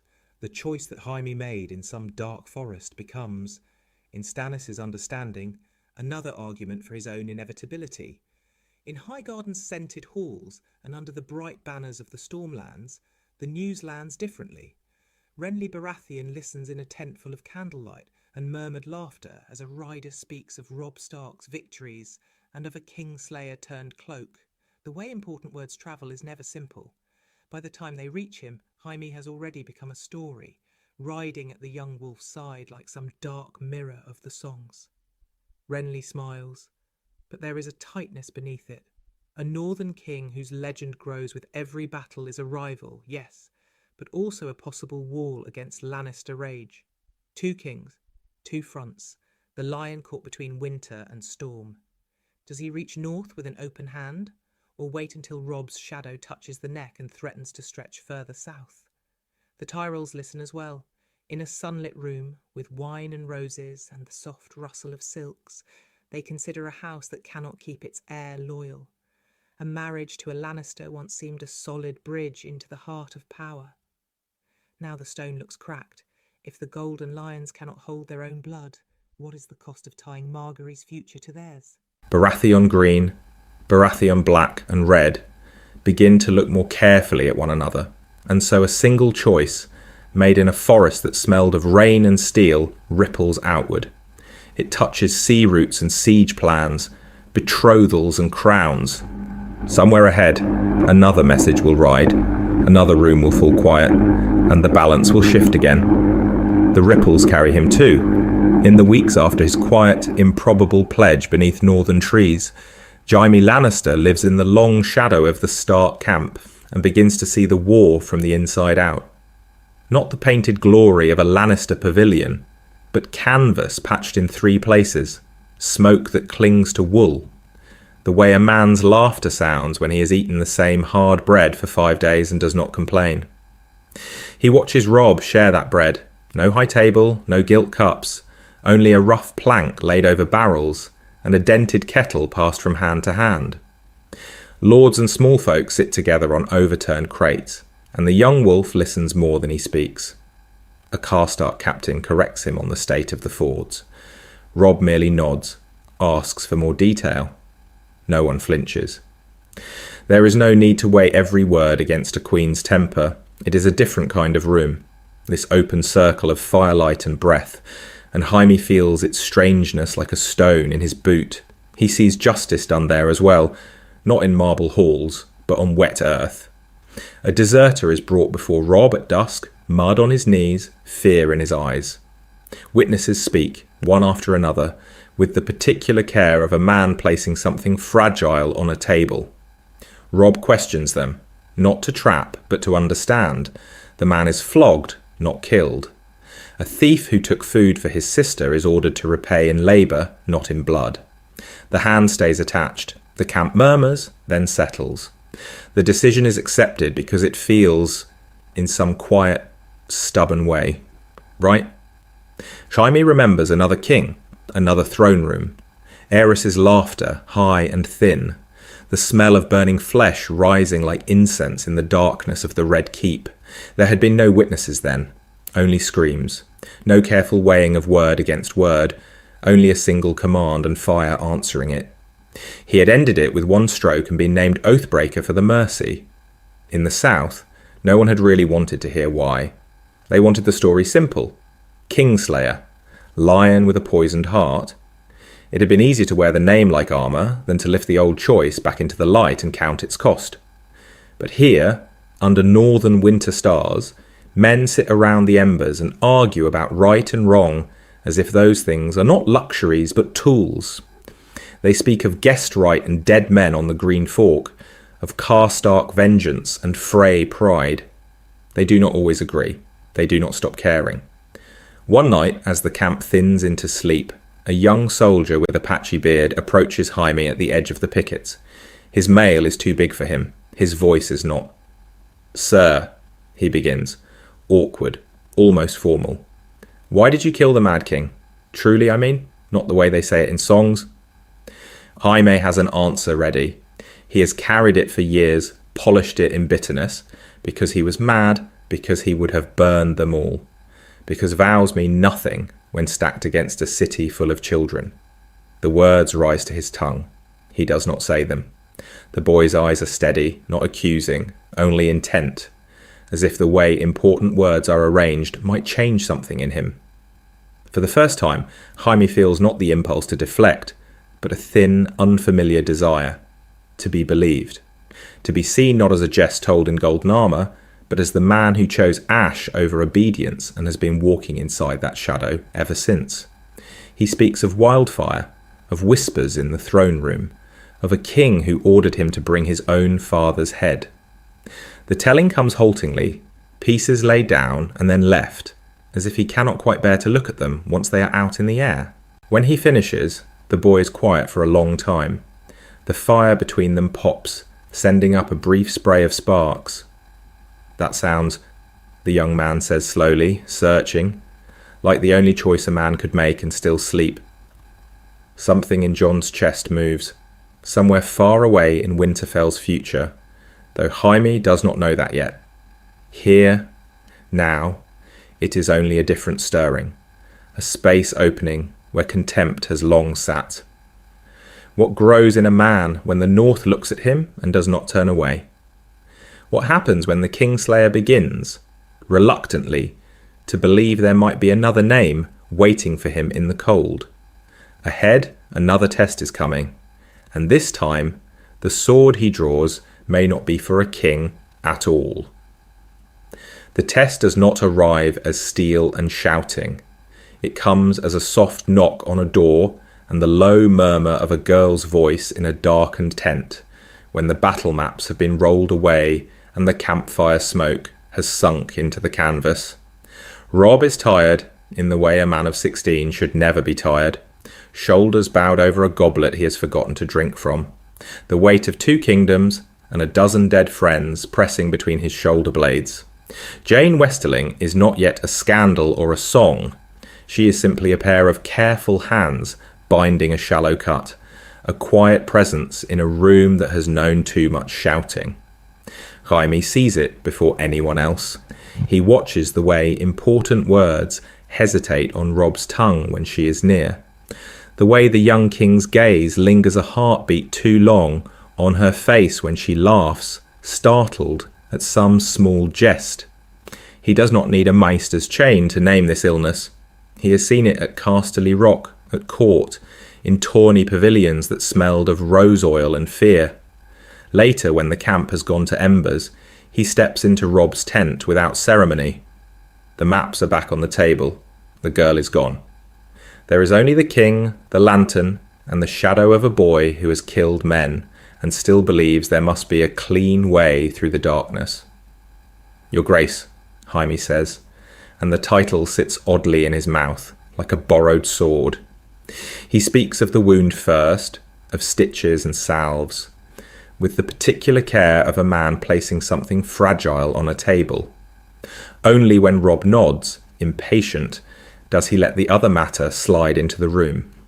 "You know," he says, almost idly, "my father once broke 3 houses in the Westerlands because a bannerman delayed a promised marriage by a single season. No vows broken, only delayed." A pause. "He would burn the Riverlands to ash for less than what you are thinking of doing." Robb stiffens. The word thinking hangs there. "I have given my word to Lord Fry," he answers, and there is anger in it, but also something like plea. "I know my duty." Jaime's smile is thin. "You know your father's stories. Duty, honour, the rest. But marriage, Your Grace, is not a song. It is a contract written in fire and blood. Walder Frey has counted every insult he has ever suffered. Do you imagine he will shrug at this one? What would you have me do?" Robb's voice is low. "Treat a girl's kindness as nothing? Pretend men are not dying while I barter myself like a horse?" For a heartbeat, Jaime almost laughs. Pattern breaks. The Kingslayer, advising a Stark on the sanctity of oaths. "I would have you remember," he says quietly, "that love is a poor shield against an old man's spite, and that every choice you make now will cost men their lives, whether you mean it to or not." The words land. Robb looks away toward the tent flap, where the camp's last fires flicker like distant stars. The boy raised on Ned's tails recoils from treating his own hand in marriage as coin. The king who has watched men fall at the Whispering Wood knows he cannot afford another enemy. He does not answer. Not yet. In the silence between them, something shifts. The bare, unsettling possibility that a Lannister's hard understanding of cost might be the only thing standing between this northern camp and a future feast at the Twins, where no swords are drawn in time. What if, this once, the Kingslayer's cynicism keeps a Stark from stepping unarmed into the lion's jaws? That question will wait. For now, it sits in the corner of the tent, as patient and dangerous as winter itself. What if the quiet question in Robb's tent did not stay in the north, but rode ahead of him, carried by ravens and frightened men, until it reached a cold stone hall above a muddy river? At the Twins, Lord Walder Frey sits in his high chair like a man nailed to a rotting throne, listening as a nervous rider stumbles through his report. Another Lannister host broken in the west. Another column scattered in the Riverlands. And threaded through the tale like a darker thread in already worn cloth, the rumour that the Kingslayer now rides beneath the Direwolf banner. He does not believe the first telling. He believes by the third. The hall is a low murmur of steel and spoons, the smell of thin stew and old rushes. Walder's many sons and grandsons watch him the way a man watches a banked fire, trying to judge if it is dying or about to flare. He speaks of oaths and slights in the same thin, reedy voice as ever, the way important words and petty grievances tangle together until no one is quite sure which he means to weigh more heavily. He still smarts at Robb's earlier hesitation at every delay and half humiliation he has suffered from Tullys and Starks who thought themselves better. But Walder Frey has survived so long, not because his pride is small, but because he has always known when to swallow it. In the quiet after the rider is dismissed, in the shadowed space where no one dares to speak, he counts. A northern king who is not bleeding bannermen by the day. A betrothal to House Frey that has not yet been shattered in some dramatic public folly. A host bound by winter-hard loyalty, now advised by a Lannister who has seen his father's mind at work and has the scars to prove it. That is a different guest from the half-spent boy who once rode south. Tywin's first letters promise much the same as before. Favour, gold, a share of river run when the riverlands are broken. On the surface, the offer glitters, yet the cost looks different now. Walder stares at the parchment with the particular care of a man placing something fragile on a table, and imagines what happens if the knives are drawn and somehow the wolf does not die. What if the plot leaks? What if the Kingslayer, of all men, lives to tell the tale of Frey treachery? Then the twins are not merely inconvenient, they are a beacon in the darkness, a narrow throat that the North and River Lords will come to close with fire and rope, guided by a turncloak Lannister who understands every weakness in Frey stone and Frey courage. So the feast is not refused, it is only sharpened, quieter, more secret, perhaps delayed until the odds feel more certain, until other shadows gather. The Red Wedding does not vanish in this telling, but it no longer feels inevitable. It becomes a choice that must be made with shaking hands. And choices made with shaking hands rarely end cleanly. That too will have its own reckoning. So when the feast is only sharpened and delayed, when the knives are not yet drawn but merely laid out in a different order, another man is watching the table with a different kind of hunger. Rose Bolton stands at the edge of Robb's war, pale and expressionless, as word after word of victory drifts through the camp like slow, persistent snow. The Golden Tooth held, Lannister scouts broken near Oxcross. Jaime's suggestions about supply lines and screening forces have closed gaps Rose had quietly marked in his own mind as places where accidents might occur, where a Stark host might be thinned without any man ever quite understanding how. He does not smile when the banners cheer. His eyes move instead, measuring.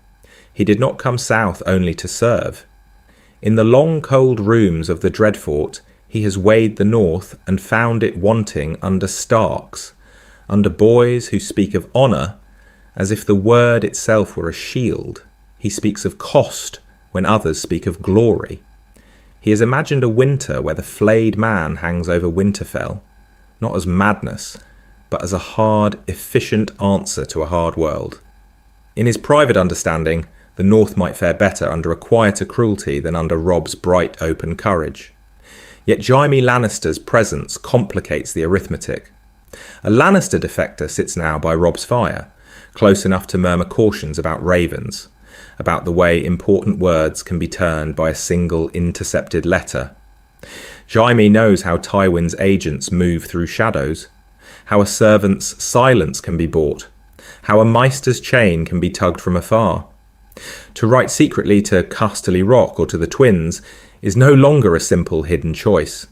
It becomes a risk that must be handled with the particular care of a man placing something fragile on a table. So Roose waits. Delay is its own weapon. Perhaps the betrayal must be reshaped, not a sudden slaughter at a wedding, but something slower, more intimate, bled out through misdirected orders or timely withdrawals. Perhaps it must come only after Jaime's council has done its own work, sowing new resentments. The Karstarks, watching a Kingslayer ride at the young wolf's side while their dead lie unavenged. The Freys, their pride pricked each time this golden-haired oathbreaker is heard before they are. Even Catelyn, who cannot look at Jaime without seeing brands fall, must feel the room tighten when Robb leans toward him. What happens when that tightness finally has somewhere to go? On a cold night between marches, Rose studies Jaime across the fire. The flames throw shifting light over White Cloak and Lion's Head, over the tired, guarded face of a man trying to be something other than what the songs call him. Rose's eyes are hooded, his thoughts moving without heat. He does not think of loyalty. He does not think of gratitude. He thinks, instead of pieces on a board, of how this unexpected night might yet open a vein in Stark strength without ever drawing his own sword. And somewhere behind that still gaze, another decision begins to form, thin and sharp as a blade not yet drawn, waiting only for the right darkness to fall. In King's Landing, the fear arrives as a rumour before it ever rides as a banner. The small council chamber is close and airless, the kind of room where whispered word and stale wine linger together. And today, the parchment on the table carries more weight than any sword. Reports from the west speak of fires near Lannisport, of ships gone missing, of northern outriders glimpsed too close to Casterly Rock. Somewhere in the ink, though no one has yet written it plainly, is a simpler terror. Jaime knows every gate. Cersei listens with her jaw set, eyes moving from Pycelle's trembling hands to Littlefinger's practised boredom, to the quiet curve of Varys's mouth. She hears talk of mustering more men at the Golden Tooth, of shoring up the harbour defences, of sending hard riders to her father. The words wash over her. What fixes in her mind instead is a picture that no one speaks of. Lannisport's harbour in darkness, the rock's proud towers outlined by northern fire, her father's red banners collapsing the way a man's knees buckle when the sword bites deep. She does not say this aloud.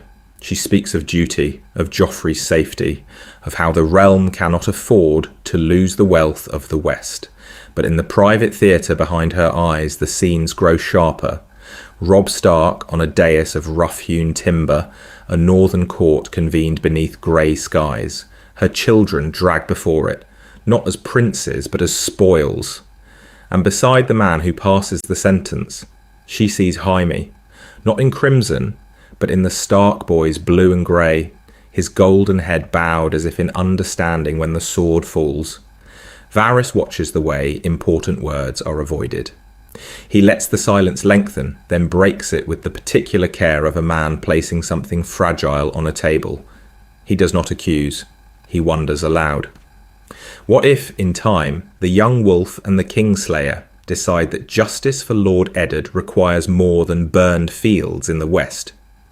What if they come south not as raiders, but as liberators, seeking to free the capital from a boy king's misrule? He speaks of small folk who still murmur Ned Stark's name with a kind of quiet reverence, of lords who count costs in reputation as much as in coin. Tyrion hears the softness under the spider's words and feels the shadow of their truth. He thinks, not of marching hosts, but of stories. If Jaime truly rides for Robb, then House Lannister has not only lost its finest blade, it has lost the last piece of itself that might have bridged the gap between its cruelty and its competence. A Kingsguard who once slew a mad king could, in another telling, become the man who turned on his own blood to spare a realm. How long before tavern tales choose that version? Outside, the Iron Throne waits in its hall, cold metal in colder light. No army stands at its doors. Yet something in the city has shifted, subtle as the first breath of winter through a cracked window. The question is no longer simply who holds the chair of swords, but who deserves it, and that is a kind of siege that begins in the mind and spreads, quiet and relentless, from lordly solar to crowded alley, from harbour to high road, waiting for the moment when thought becomes choice, and choice becomes fire. What if that siege of minds in the capital were only the prelude to a different kind of siege entirely? One fought not in the streets of King's Landing, but in the quiet rooms where Robb Stark and Jaime Lannister bend over a map of the South. In canon, The Blackwater is a storm of sound and fire. Stannis' fleet crowding the river like dark teeth. The green bloom of wildfire turning water into a burning field. Men screaming as armour cooks around them. On the walls, Tyrion moving from gap to gap, speaking of plans and desperate measures, trying to hold a city that does not love him. And at the last, Tywin's riders and the Tyrell host pouring over the causeway, a single choice of timing that saves a king and a dynasty. Here, the timing phrase. Tywin is not free to sit his horse in the Reach and ride at leisure toward the capital. He is in the Westerlands, watching the young wolf and the Kingslayer move through his own valleys with the particular care of a man placing something fragile on a table. Every raid into his heartland is a word spoken against his certainty. Every burned village is another day he cannot turn his full strength east. So the question shifts. What if the Blackwater comes and Tywin is late, or diminished, or simply too far? What if Stannis' ships creep up the dark river, and there is no great golden host near enough to break his line once the wildfire has spent itself and the walls begin to tire? In the north, the debate is quieter, more dangerous. Robb stands over the painted table that is not dragonstone but a rough-hewn board in a cold tent, listening to the man who once led Lannister charges on that same river. Jaime's finger traces the bend of the Blackwater, the mudflats, the gate. He does not raise his voice. He does not pretend there is no cost to what he is about to suggest. He speaks of letting it happen. Let Stannis come. Let Tyrion burn the fleet. Let the wildfire take friend and foe alike. Let the gold cloaks break, the sell swords run, the red keep stand alone under a new banner. The way a man abandons a rotten limb to save the rest of the body, Jaime is in truth offering Robb a kind of amputation. King's Landing may fall, but the north does not bleed for it. There is a hard understanding in him now. Joffrey on the throne is a wound. Stannis on the throne is a winter storm. Cold, harsh, but predictable. Jaime has seen one mad king and another cruel boy. A third Baratheon, bound by law and a rigid sense of justice, might be the shadow that finally covers House Lannister. He does not flinch from that. He almost welcomes it. Would Robb march, trying to snatch the city from both lion and stag, or would he stand still and let the river run red without him? The choice circles the tent like a ghost. In one future, Stannis' banner flies above the Red Keep, the Lannisters pulled back into the Westerlands to lick their wounds, their gold buying time instead of glory. In another, Robb and Jaime hold their northern line, watching two southern fires burn each other low, waiting for the moment when one guttering flame can be snuffed with a single, decisive stroke. And somewhere beyond the next ridge of time, that stroke is already being weighed. In the capital, that same stroke is being weighed in a different room, under a different kind of fire. Not on a map table, but in the small, quiet space between a man's hand and a folded scrap of parchment that should not exist. Tyrion Lannister turns the letter over once more, feeling the thickness of the wax, the way a man tests the edge of a blade before he dares to draw it. It has come to him through Varys, and also the spider claims, passed along with the particular care of a man placing something fragile on a table. No seal, only a sigil scratched in haste on the inner fold. A lion, and beside it, the rough shape of a wolf. He does not break it at once. He thinks of all the ways important words can be turned into nooses in this city. Then, because he has lived too long in shadow to pretend that ignorance is safety, he opens it. Jaime's hand is familiar and wrong at the same time, the lines more cramped, as if written in a tent with winter wind worrying the canvas. The letter does not speak of treason. It speaks of roads taken north, of oaths reconsidered, of a boy king whose temper is a kind of darkness no sword can quite keep at bay. Between the lines, Tyrion hears what his brother will not write, that the lion has bent its knee to the wolf and done it by choice. Hurt comes first, sharp and childish. Jaime has gone, and he has gone without him. Relief follows close behind, a softer ache. If Jaime must throw his life away, at least he has done it in the service of something less monstrous than Joffrey's whims. Then fear settles in, patient and heavy. What if Cersei finds even a whisper of this? What if Tywin sees his heir's hand in Tyrion's keeping and decides that one disobedient son is easier to bury than two? He considers an answer, a single word of comfort, a jest about wolves and lions sharing a room without bloodshed, a warning about the cost of Robb Stark's honour and the deeper cost of Stannis Baratheon's fire if the city falls. He imagines writing, with the particular care of a man placing something fragile on a table, that he understands why Jaime has gone, that he might follow if the walls begin to crack.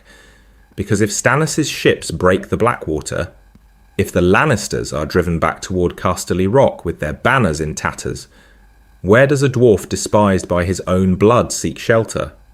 What if the single decision to send one honest letter north becomes the hinge upon which his own survival turns? He knows the North's grievances now as well as any Maester, has heard Robb Stark's name in every council room like a coming winter. He could be a bridge, if anyone still believes bridges can stand in such weather. The candle gutters, wax pools. Tyrion sits alone with a half-written reply before him, ink drying where his hand has stopped. He wonders whether the brother he thought he knew is gone, swallowed by snow and northern vows, or whether this traitor in the north is the most honest version of Jaime he has ever seen. And as the flame leans, thin and uncertain, he has not yet decided which truth would be more dangerous to write down. Far to the north of Tyrion's candle, other flames lean and whisper. In Winterfell's great hall, the ravens come in twos and threes, shaking snow from their wings, carrying the same impossible word tied to different scraps of leather and wax. Shime, in the vanguard. Maester Lofin breaks each seal with the particular care of a man placing something fragile on a table. He reads by firelight while the dusk gathers in the corners of the room, the way darkness always does in Winterfell, quietly as if it belongs there. Victories in the Riverlands. Lannister lines broken by sudden, fluid strikes, and always that same detail, tucked into the middle of neat script as if it were not a stone dropped into a still pond. The Kingslayer rides beneath the direwolf. He does not announce it at once. How does a man of learning explain to a keep full of small folk and stubborn men-at-arms that the lion they have cursed for months now howls with their own banners? What if he says it plainly and the room simply refuses to understand? What if the word itself cannot cross the distance between story and fact? In the kitchens, the tale runs ahead of him anyway. A groom swears he saw the message. A pot girl insists she heard the Maester speak of Jaime standing at Robb's right hand, sword bare, as Lannister shields splintered at the Golden Tooth. By the time Lewin calls them to hear the news, half of Winterfell has already heard some crooked version of it. He speaks of Robb first, of the young wolf's cunning, of a feigned retreat, and a night march that left Lannister outriders dead in the river. The way important words settle over the hall is familiar. Pride, grief, the quiet ache of distance. Only then, when their hearts are already turned south, does he say Jaime's name. The silence that follows is not simple. An old man near the fire spits into the rushes and mutters that no true Northman breaks bread with a man who pushed a child from a tower. A younger one, whose brother fell at the Green Fork, says that if the Kingslayer now kills Lannisters instead of Starks, perhaps winter itself is learning new tricks. Around the long tables, identity flexes. Some hear a story of conquest. Even a lion bows when a wolf's teeth are at his throat. Others hear only the cost of such a choice, the shadow it throws over words like honour and vengeance. Would Lord Eddard have stood beside such a man? Or would he have sent him to the headsman and paid the price in blood and lost battles? On long winter nights, the argument continues. Old men by the hearth trade memories of Robert's rebellion, of oaths kept and broken, while children in the yard play at being Robb and Jaime together, back to back in the snow. cutting down invisible Lannisters. Something in Jon's chest moves when he sees them. A quiet, unsettled understanding that the war in the north is no longer only about enemies and friends, but about what it means to live with the choices you make when those words stop being simple. And as the howling in the south grows louder, Winterfell begins to learn that honour in such a world is not a fixed star, but a fire that must be tended, even when the hands that help you hold the wood once tried to cast you into the flames. What if the hall at the Twins filled with music and meat and laughter as before, but every man at that table knew there was a Kingslayer in the room, wearing a wolf's colours instead of a lion's? What if the single choice that brought Jaime to Robb's side did not end the Red Wedding, but forced its architects into something darker, more total, more afraid? The first plans are not drawn in blood, but in quiet rooms. In the Red Keep, Tywin listens to the reports with the particular care of a man placing something fragile on a table. His heir has not merely been taken. Jaime has bent the knee, ridden in northern ranks, taken command at Oxcross and beyond. He does not speak of grief. He speaks of cost, of succession, of the way a man who turns once might turn again, and how that story will live in every bannerman's mind. In canon, Jaime's capture is a wound. Here, his defection is a kind of amputation. Tywin sits with that understanding like a stone in his hand. What is a son weighed against a house? A legacy, a century of careful fear. If Jaime rides with Robb, then Jaime has already died to him. The word son becomes a quieter thing. The word traitor grows sharper. The way important words change shape when repeated in the same cold room. So the letters go out. To the Dreadfort, to the Twins, to lesser lords who live in the shadow of greater names. The offer is the same as it ever was. Safety, titles, a place in the new order when winter passes. But there is an added line now, never written, always implied. The Kingslayer must fall with the young wolf. At the Twins, Walder Frey fingers the message, eyes narrowed.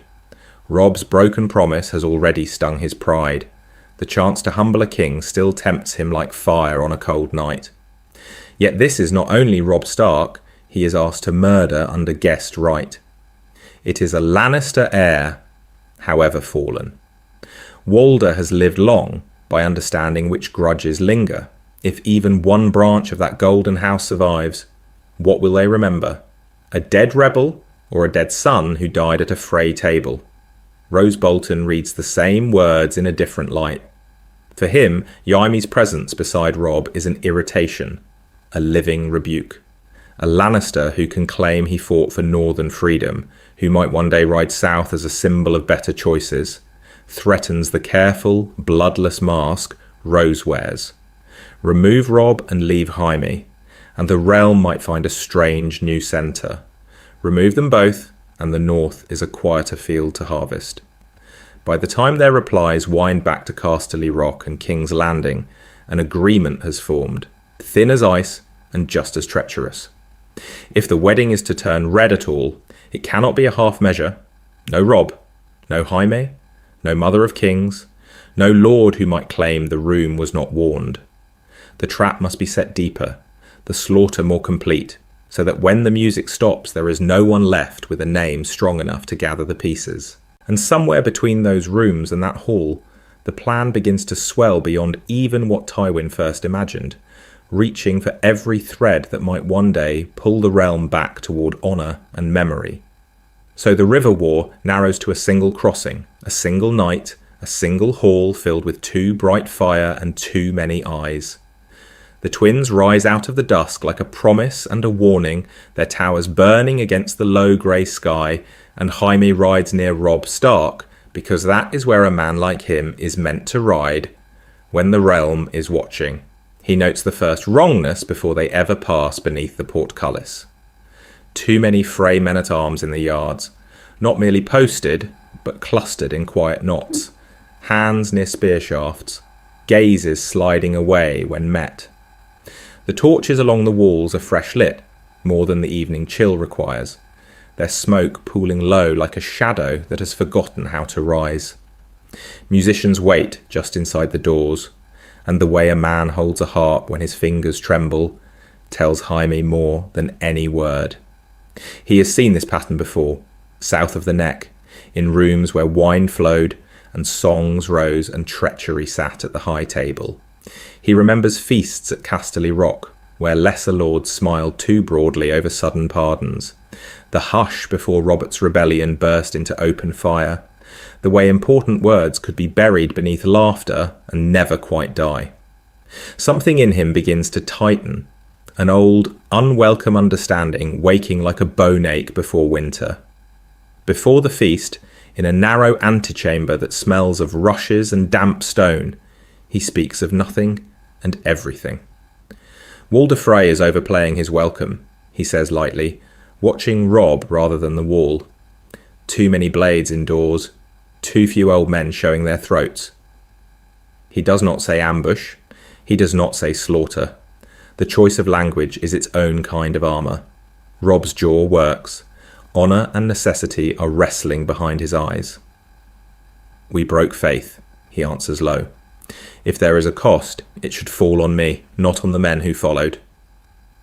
Catelyn stands a little apart, reading them both with the particular care of a man placing something fragile on a table. Except she is no man, and the fragile thing is her son's life. Her dread is a living presence in the room. Guest right still means something, Robb says at last, as if saying it will make it true. Jaime looks at him and thinks of Aerys, of wildfire, of vows that did not save a single child. He does not argue further. Perhaps he should. When the betrayal comes, it is almost gentle at first. A song falters, a door closes, a crossbow string whispers. Jaime moves before his mind has time to name the danger. The first quarrel thuds into the table where Robb's chest had been a heartbeat earlier. The second bites, splinters from the overturned bench as Jaime's shoulder drives the young wolf to the rushes. Steel sings. He is on his feet, sword bare, table on its side between the high place and the lower hall, shouting orders to men who are already dying. Frey guards surge from the walls, but the pattern is broken now. The clean line of massacre frays into a frantic, contested bloodbath. Catelyn is screaming for Robb. Somewhere, a Great John roar answers. An arrow finds flesh. Whether it is Robb's or Jaime's or both, the hall does not yet know. What if the Kingslayer buys the young wolf a single unseen door in that chaos? What if they stagger out into the cold night together, leaving Guest right in ruins behind them, and every northern eye turned forever against southern oaths and southern rooms? The music does not stop. It only changes, and in that change, something breaks that no lord will ever mend. The doors of the twins are behind them, but the sound of that music seems to ride with them into the dark. Hooves on muddy ground, men breathing hard, the wet rasp of a wounded horse, all of it layered over a memory of pipes and drums that should have meant feast and safe sleep. They do not speak of it at first. There is only the cold and the knowledge that they are still, impossibly, alive. Robb rides hunched, his cloak stiff with half-dried blood that is not all his own, the young wolf reduced to a pale young man whose crown has become a weight in his saddlebag rather than a circlet on his brow. Around him, a handful of loyal men ride in a broken ring, fewer each mile as wounds take their quiet toll. Jaime's arm throbs where a Frey blade found the gap in his armour, a hot, insistent pain that keeps him awake when exhaustion would pull him under. This is not a host. This is what is left after a song is cut in half. In the first still camp, under trees that drip with river mist, the silence between them is its own kind of room. Robb stares at his hands as if they belong to someone else. Seeing again the way men he had called by name slumped over trenches, the way a man reached for his sword and found only empty air before a bolt took him in the throat. Guest right broken, banners trampled, the bread and salt turned to ash in his mouth. He does not weep. He sits very straight, the way a man does when any softening might break him in two. Jaime watches him and sees, overlaid on that young face, the Mad King's Hall and wildfire in the shadows. Freys and Boltons turning on men who had trusted them has its own green flicker in his memory. He had thought he understood the cost of oaths, the way important words could be twisted until they strangled the men who spoke them. Now he has watched treachery done, not to break a tyrant, but to tidy a ledger. Something in him, long calloused, finds no easy jest to cover this. They move after that as something smaller and stranger than an army. Forest tracks instead of king's roads, half-ruined crofts instead of keeps. A miller's wife who presses hard bread into Robb's hands with the particular care of a man placing something fragile on a table, though she is only a tired woman and he is a hunted king.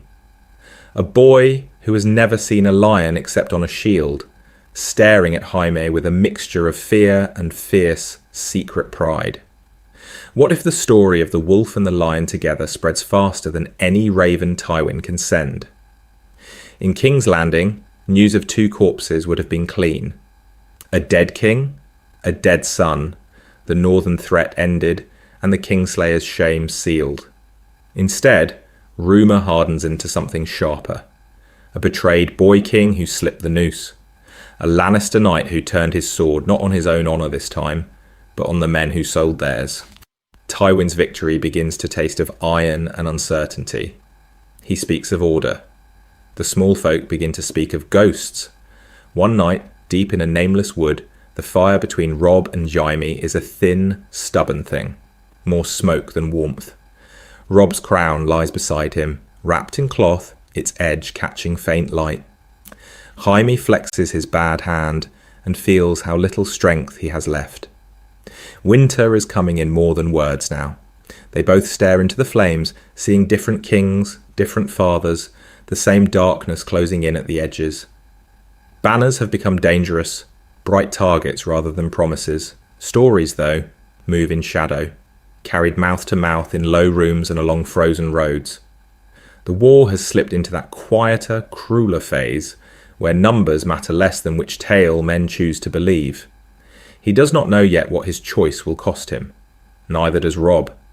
But the simple, stubborn fact of them at that cold campfire is already a defiance. Already a story that refuses to end where Tywin planned.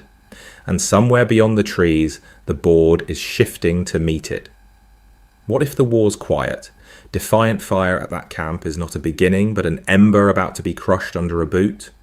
What if the single decision that seemed to promise a cleaner end instead delivers Jamie Lannister into the darkest room of his own understanding? The twins smell of meat and smoke and cheap wine at the feast's end.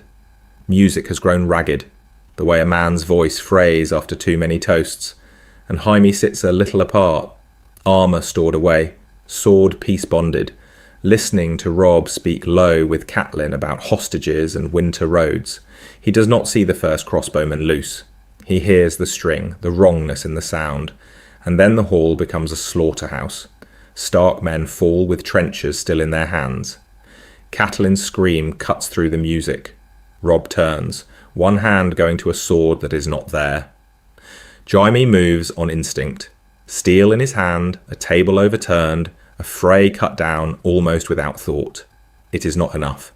Arrows find Robb, knives find Catelyn. The air fills with the thick iron taste of blood and the thinner, sour taste of betrayal. Someone takes Jaime from the side, the world narrows to pain and the stone rush of the floor.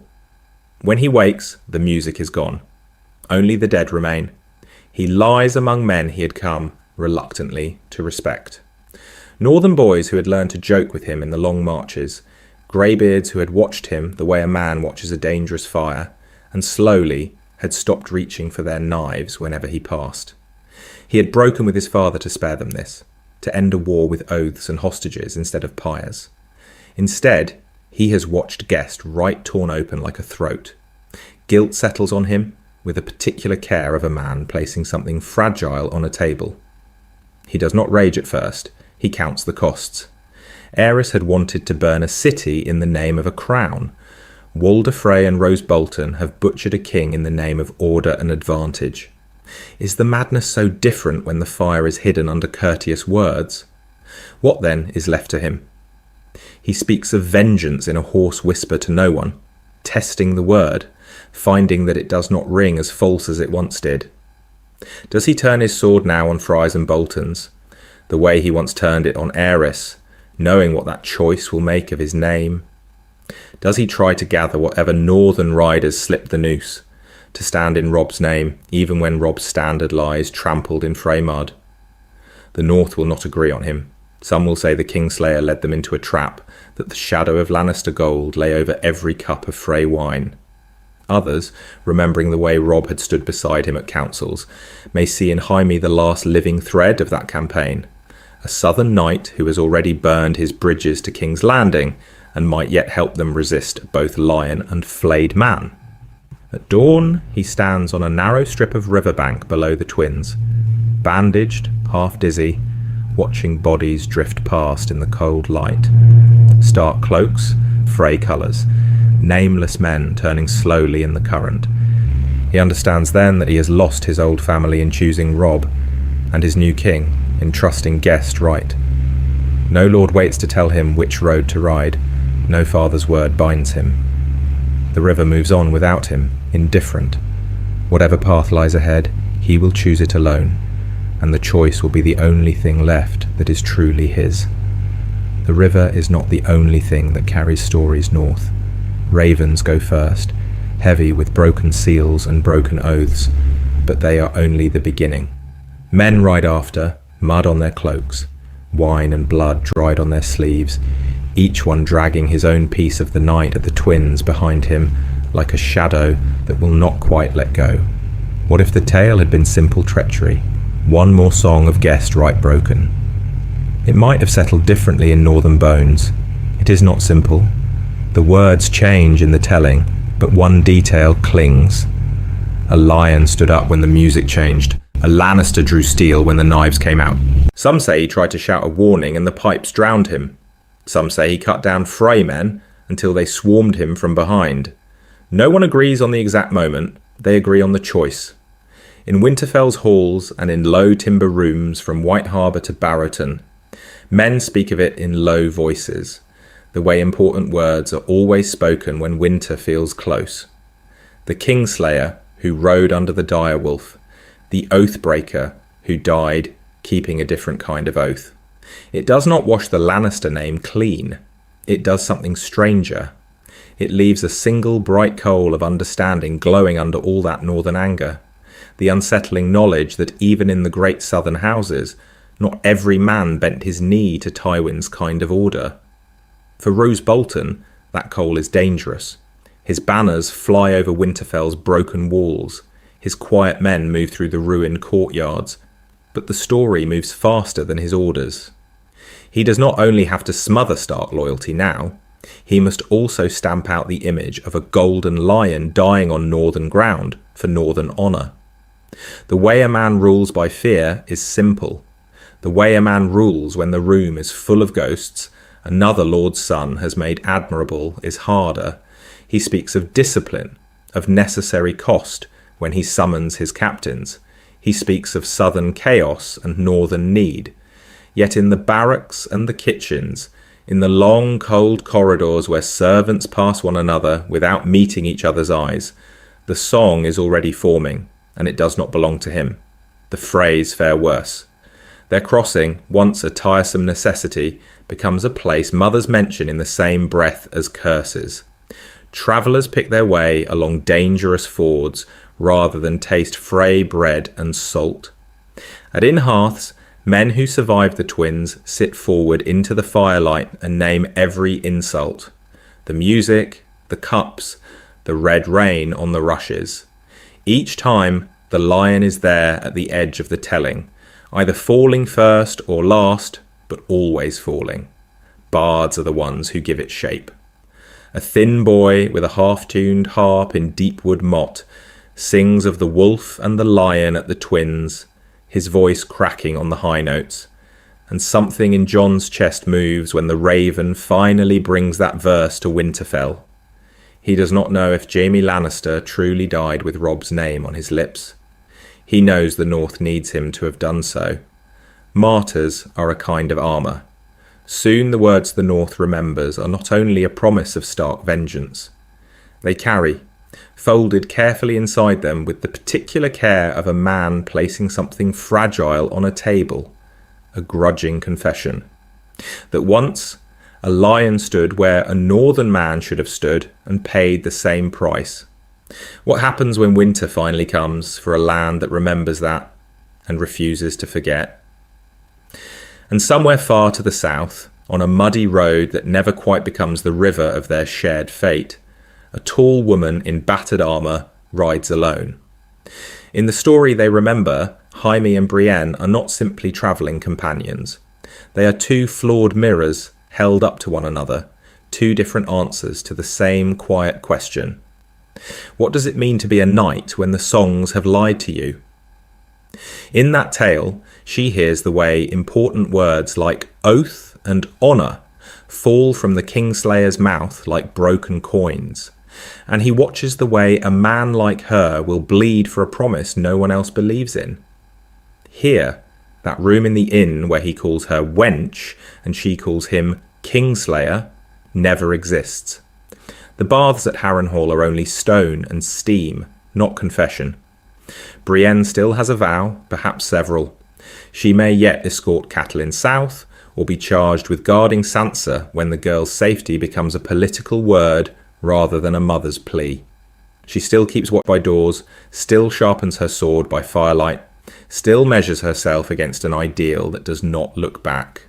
But there is no golden knight in chains to sneer at her devotion, no ruined lion to force her to see that vows can cut both ways. She does not hear him speak of the moment he chose to kill a king to save a city. He does not watch her step between him and a bear, between him and every insult the world throws. Without that abrasive, intimate mirror, her understanding of knighthood remains cleaner perhaps, but also lonelier, less tested by another's failure. Jaime's road north answers the same question from the other side.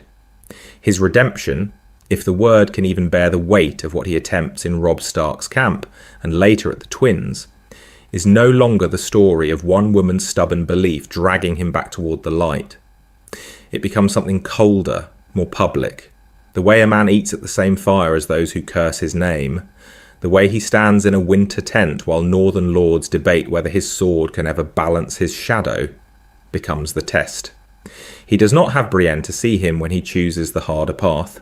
Instead, there are Riverland mothers who will not meet his eyes, small folk who spit when he rides past, young men who measure themselves against the Kingslayer and find only anger. Their judgment is not tender, not intimate, yet living among them teaches him slowly the cost of the jest he once made of honour. Something in Jon's chest moves when he watches a man like that sit quiet under the weight of their hatred, offering no defence. Jaime speaks of tactics, of bridges and fords, but he carries plates, he listens to stories of burned fields, he learns to place his few careful words with the particular care of a man placing something fragile on a table. There is loss in this choice. Without Brienne, some of his most human moments never happen. Without him, some of her deepest doubts never find voice. They walk different roads now, each chasing a dream of true knighthood through gathering darkness, each discovering that the dream is both more fragile and more necessary than they had ever allowed themselves to believe. What happens when winter brings those two roads within sight of one another again? Close enough to glimpse, too far to touch? What if, while those two roads bend toward one another in the north, the ground shifts beneath King's Landing first? What if it is not Robb's host or Jaime's sword that breaks the lion's hold on the city, but Stannis' iron will and the cold, relentless fire of his god? Or some other storm, Tyrell intrigue, a riot that goes too far, a single poor choice in a dark council room, strips the Lannisters of their throne while the young wolf and the Kingslayer are still snowbound in the Riverlands and the Neck. In that world, Sansa's cage changes shape before it breaks. She wakes to new banners over the Red Keep, new voices in the halls. but the same understanding that she is a piece in someone else's game. Stannis might speak of justice with the particular care of a man placing something fragile on a table. The Tyrells might speak of mercy and gardens and songs. The cost is the same.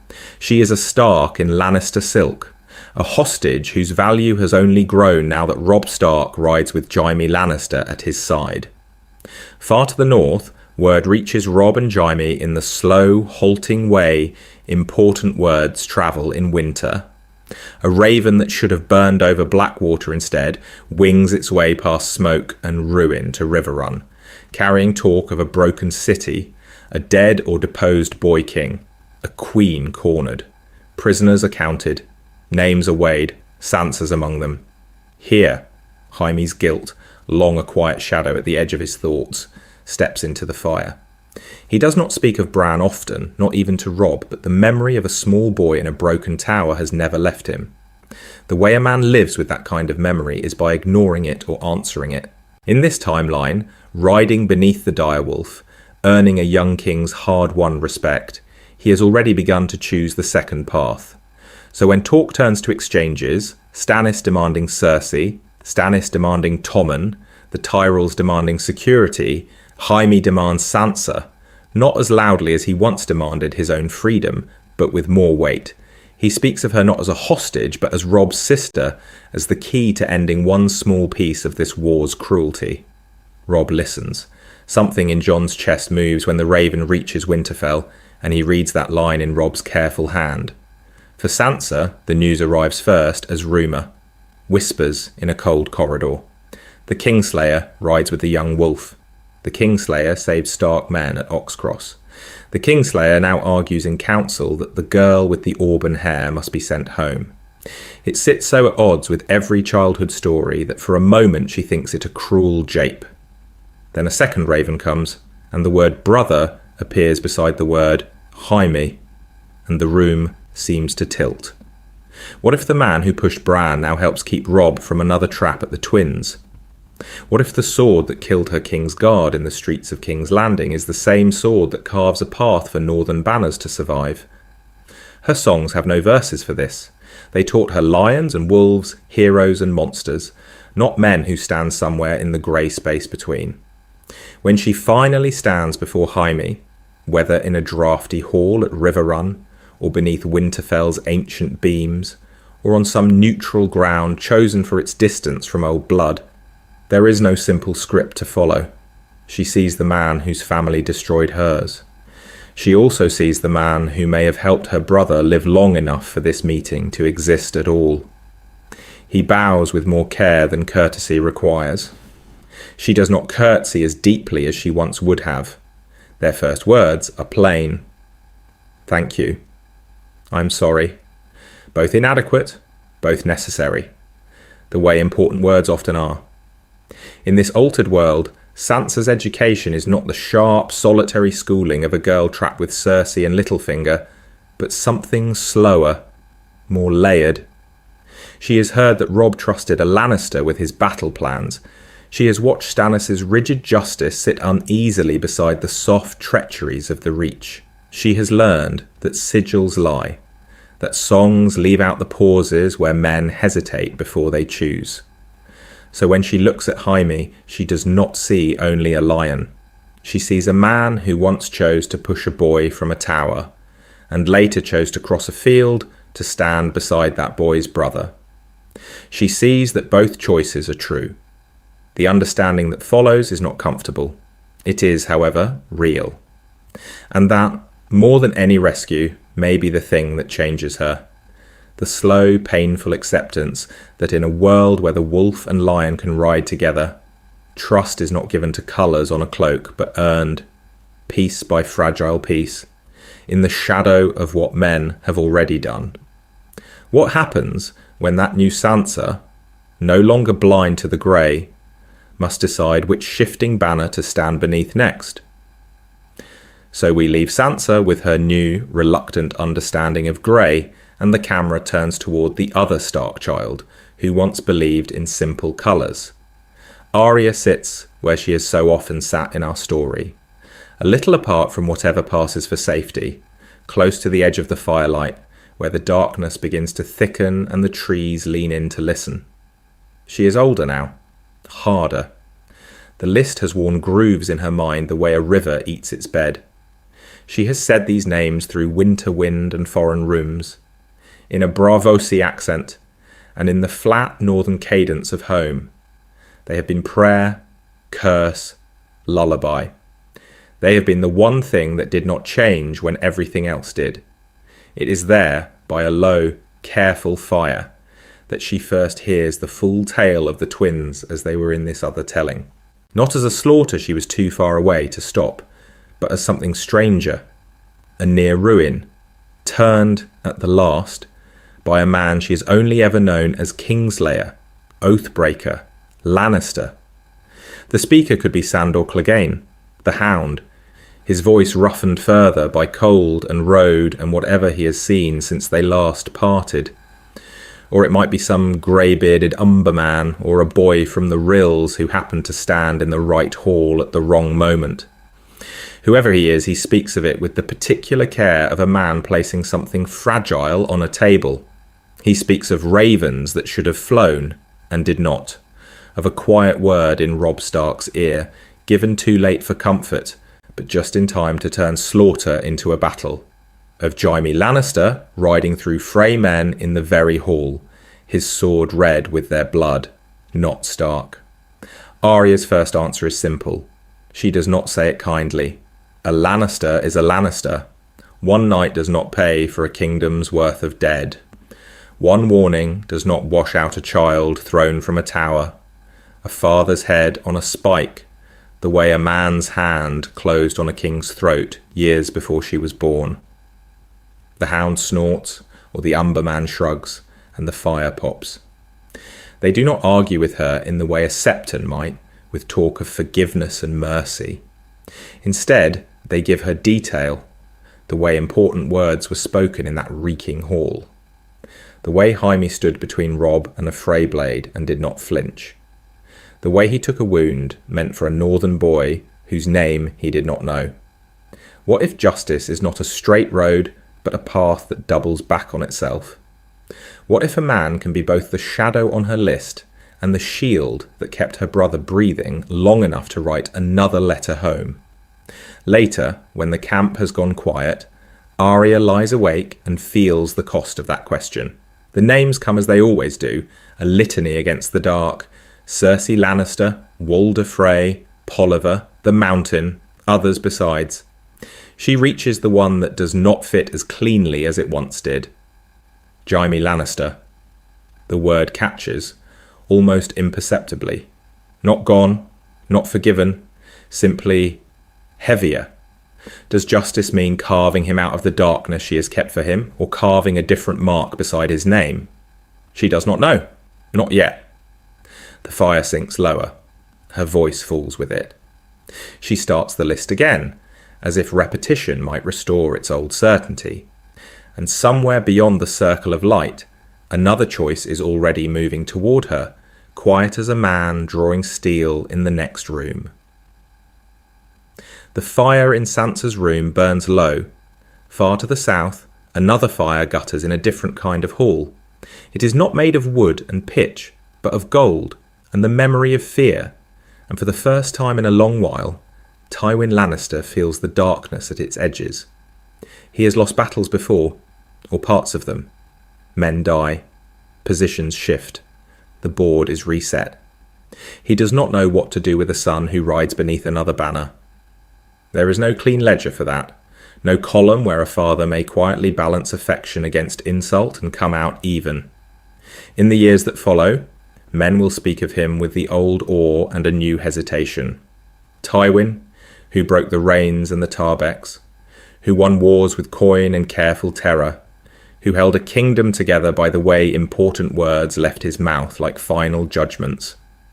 And then the other line, softer at first, growing bolder with each telling, the great lion who could command lords and kings, but not the loyalty of his own heir. Something in the story of House Lannister shifts. Their gold still spends. Their soldiers still move like a red and gold tide through the riverlands. Yet the phrase that once rang so clean, "A Lannister always pays his debts," gathers an asterisk no steward can scratch away. For somewhere in the north, Jaime Lannister pays a different kind of debt, to a mad king he once killed, to children he could not save, to a boy king he cannot in good faith serve. What is a debt, if a man may choose which one to honour? What is a house, if its brightest sword decides the cost of staying is greater than the cost of treason? In King's Landing, the lion's fracture is written first on Cersei's face. Jaime has always been the constant in a room that shifts beneath her, a mirror, a shield, a sin she could at least name. Without him at her side, her thoughts move faster, sharper, like a woman walking a corridor lined with knives. Every whisper becomes a plot, every look a judgment. She speaks of loyalty with the particular care of a man placing something fragile on a table, then smashes it herself the moment fear presses too close. Her choices grow wilder, accusations thrown like torches, alliances burned before they can be tested. Each act meant to prove that the lion still rules, each one leaving more ash on the family name. Beyond the capital, small folk and minor lords watch the red lion on its field of gold and see not only power, but a crack running through the painted wood. The sigil that once promised unassailable strength now carries another story, that even the proudest house can be hollowed from within, that a son may look at all that splendour and decide the shadow it casts is too long. In the long winter of memory, this matters more than any single lost battle. Jaime's defection becomes the quiet tale told in low rooms and crowded halls, the way a man can turn from his own blood and still sleep at night. It is a question laid beside every oath to Casterly Rock. What is the worth of loyalty to a house that could not hold its own? And somewhere already, other oaths are loosening, though no one has yet spoken the words aloud. What if the river does not only carry bodies and broken banners, but the balance of the whole realm, turned by the single choice of a man in mail, half hidden by trees in the whispering wood? What if Jaime's heel against his horse's flank, his sword turned sideways instead of straight, becomes the quiet hinge on which north and south both swing? In the years that follow, men will argue in low rooms about the proper end to such a war. Some will say the north must stand apart, a hard, clear line drawn at the neck, stark wolves and their sworn allies holding Winterfell, Riverrun, perhaps even the Twins, as a single northern-tinged kingdom. Others will speak of a southern crown restored, Baratheon antlers hammered straight upon Stannis' stern brow, or Dragonfire returning under a Targaryen whose name is only rumour in these early winters. In almost every telling, the Lannisters remain rich and dangerous, but smaller, pressed back toward Casterly Rock, their reach shortened by defeat and more cutting still by defection. Jaime walks through those arguments like a shadow no one quite knows how to name. He is the tale father's murmur to restless sons, the way a man can ride away from his own red and gold and never truly be allowed to set them down. He becomes proof that even the great houses are not stone but flesh, that conscience can open a crack in any wall if the pressure is steady enough. What happens to oaths when the Kingslayer keeps one at last, not to a king or to his father, but to a northern boy with a quiet voice and a clear understanding of cost? Beyond all their quarrels, the wall still stands, cold and indifferent to southern banners. Here the river of history bends most dangerously. With Robb's war altered, some ravens fly earlier, some never leave their perches. Perhaps Jon Snow is delayed in coming north, held longer as Robb's hand and Sansa's promised protector. Perhaps the Watch receives grain and steel from a Stark Lannister alliance that should not exist. Or perhaps the realm is so consumed by this new balance of powers that the true darkness gathers with less resistance than before. He does not know it, but every march Jaime plans in the Riverlands steals or grants days to men he will never meet on a frozen field. In Dawn's shaded gardens, and in the high, bright halls of the Reach, they watch the loosening of the Lannister grip with the particular care of a man placing something fragile on a table. The Tyrells weigh a north that can no longer be ignored against a King's Landing that bleeds prestige. The Martells consider old Targaryen dreams, measuring whether a realm where lions have learned to bow might be ready to remember dragons. Each new letter they receive about Jaime Lannister riding under the direwolf is another small fire laid under their calculations, another reminder that alliances once unthinkable are now merely dangerous. No single choice commands all this. Winter still comes. Men still hate. Old wrongs still demand redress. Yet the way important words were spoken in that wood, the way one man turned his horse and did not ride back to his father, has bent the river of history into a different channel. Not safer, not kinder, only new and no less perilous for any of them. And even now, as the realm redraws itself around that absence, other choices are ripening. Quiet as snow, gathering on a tower stair, waiting to be felt underfoot. In that slow, altered river, another figure ages more quickly than he expected.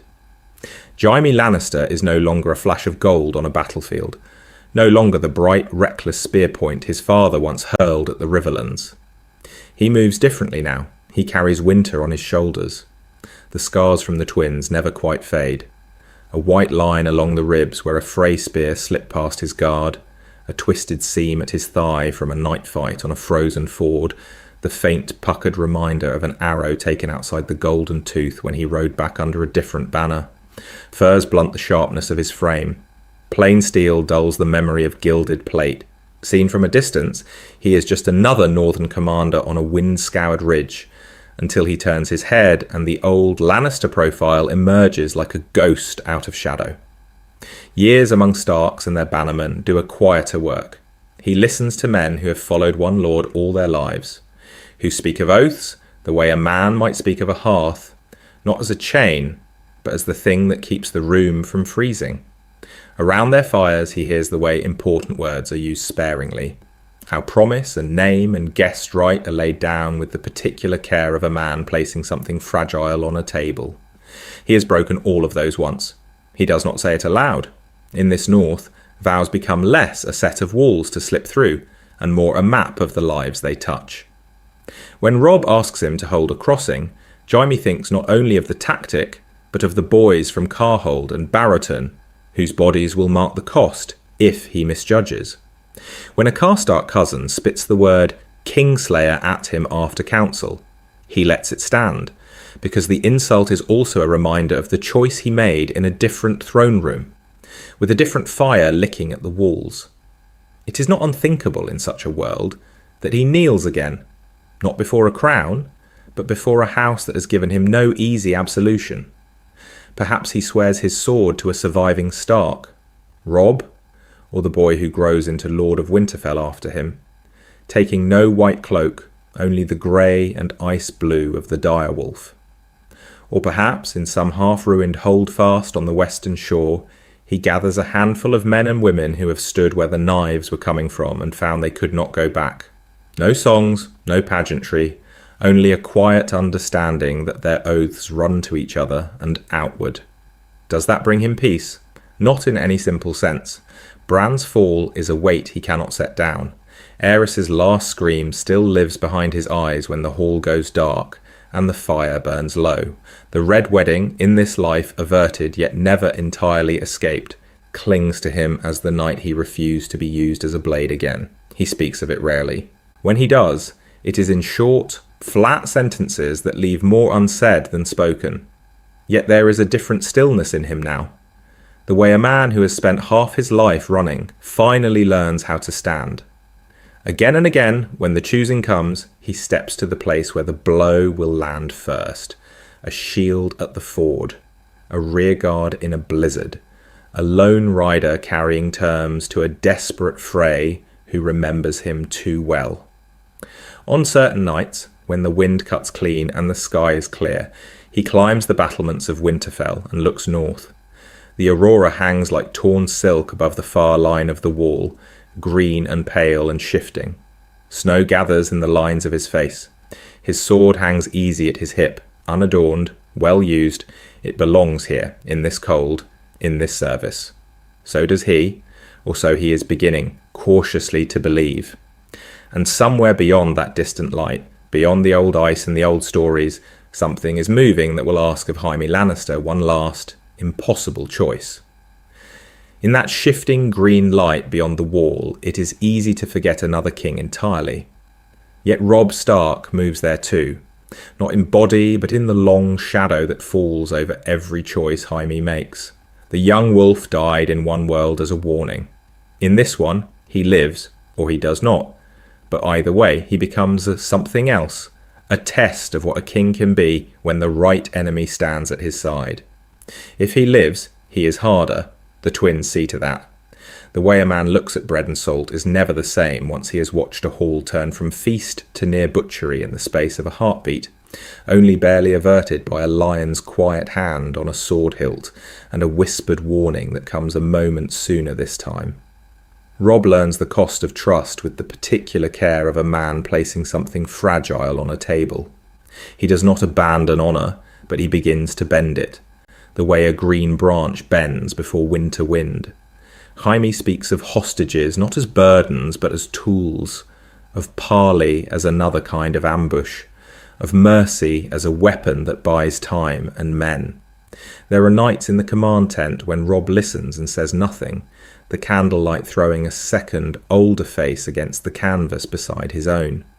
What if a king can keep his word in public and still choose the quiet, necessary lie that saves 1,000 small folk from burning? What if the single decision that once doomed him at the crag instead becomes the moment he learns to count the dead before he chooses a bride or a battle?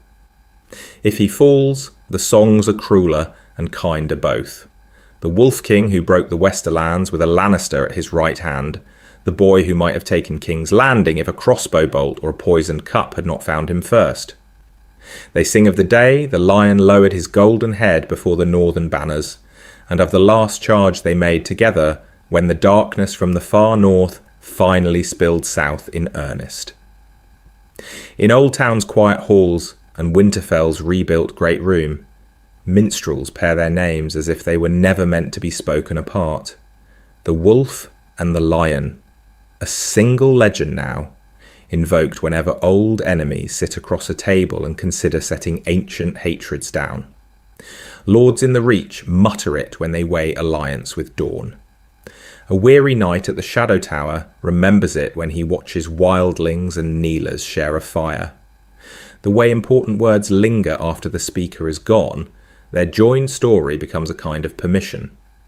Catelyn Stark, in life or in memory, carries the sharpest understanding of that permission. At first there is only horror at the thought of trusting the Kingslayer, of letting him ride beside her son. Later there is the bitter knowledge that without that same man, Robb might have died sooner, or for less. She remembers Jaime's sword at the Twins, or at some other dark crossing. Turned not against her boy, but for him. It does not make forgiveness easy, it makes it possible. So Robb's true legacy in this altered winter is not merely lines on a map or names in a lineage. It is an idea that moves quietly from room to room long after his bones are dust. That even here, in a land built on remembered wrongs, the right enemy turned ally can change the shape of the world. And somewhere, as the cold deepens, another king in the north will be asked whether he believes that story or not. What if that story begins not in a council tent or a king's hall, but in the darkness beneath the trees at the Whispering Wood, with mud on a white cloak and breath loud in a man's ears? The air there is close and wet, full of horse sweat and the iron smell of blood. Steel rings and shouts rise, then fall, swallowed by the forest. Jaime Lannister's sword is moving the way a man breathes when he has been doing it his whole life, without thought, without pause, every cut an old, familiar word. This is the place he is meant to die, if the world keeps to its expected lines. A loyal Lannister, a bright blade, a final rush into the young wolf's guard. He does not. That is the hinge. Not a prophecy, not a comet, not a great council. A single night in a single battle, feeling the press of riders close around him, seeing the direwolf standard through the trees, and choosing in a heartbeat long enough to hold his whole life to lower his sword instead of driving it home. From the outside, it is almost nothing. Men yield every day. Captains are taken. A lion bends the knee to a wolf, and the war goes on. Yet this small surrender sends a crack running outward through families and houses and the realm itself, the way important words spoken in a quiet room can unmake years of unspoken resentments. Tywin's careful lines of march falter. Cersei's fire turns inward, seeking someone to burn in Jaime's place. In the north and Riverlands, old oaths strain as a kingslayer rides beneath a different banner. Inside Jaime, the cost is stranger. Duty has always meant Lannister, father, sister, golden children in golden halls. Now duty begins to taste like something else, like the memory of a mad king screaming as the city waited to burn, like the understanding that a realm is not a sigil but the lives that shiver under winter and war. What does a man owe his blood when his blood is the shadow on the world? Robb stands on the other side of that choice, feeling its weight in a different way. He was raised on Ned Stark's hard, clear honour, on the belief that right and wrong could be held as steadily as a sword hilt. Yet war has already taught him that banners lie, and mercy has a cost. To take counsel from this Lannister, is to step into a narrow place between the father he remembers and the king he is becoming. A Lannister fighting for northern freedom.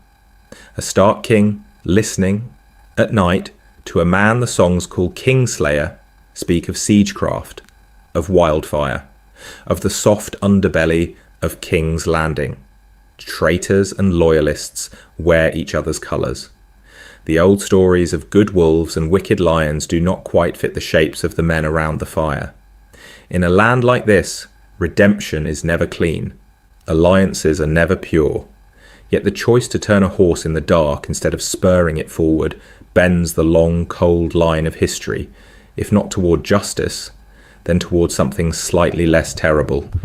And somewhere, another sword hand will pause, remembering that even here, a different path once opened beneath a man's feet and was taken.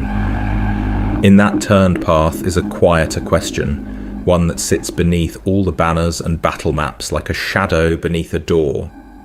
Are men and women in Westeros nothing more than the roles the world carves for them? Or can they, at some terrible cost, step sideways out of the script and keep walking? Jaime's horse turning in the dark is only one such refusal.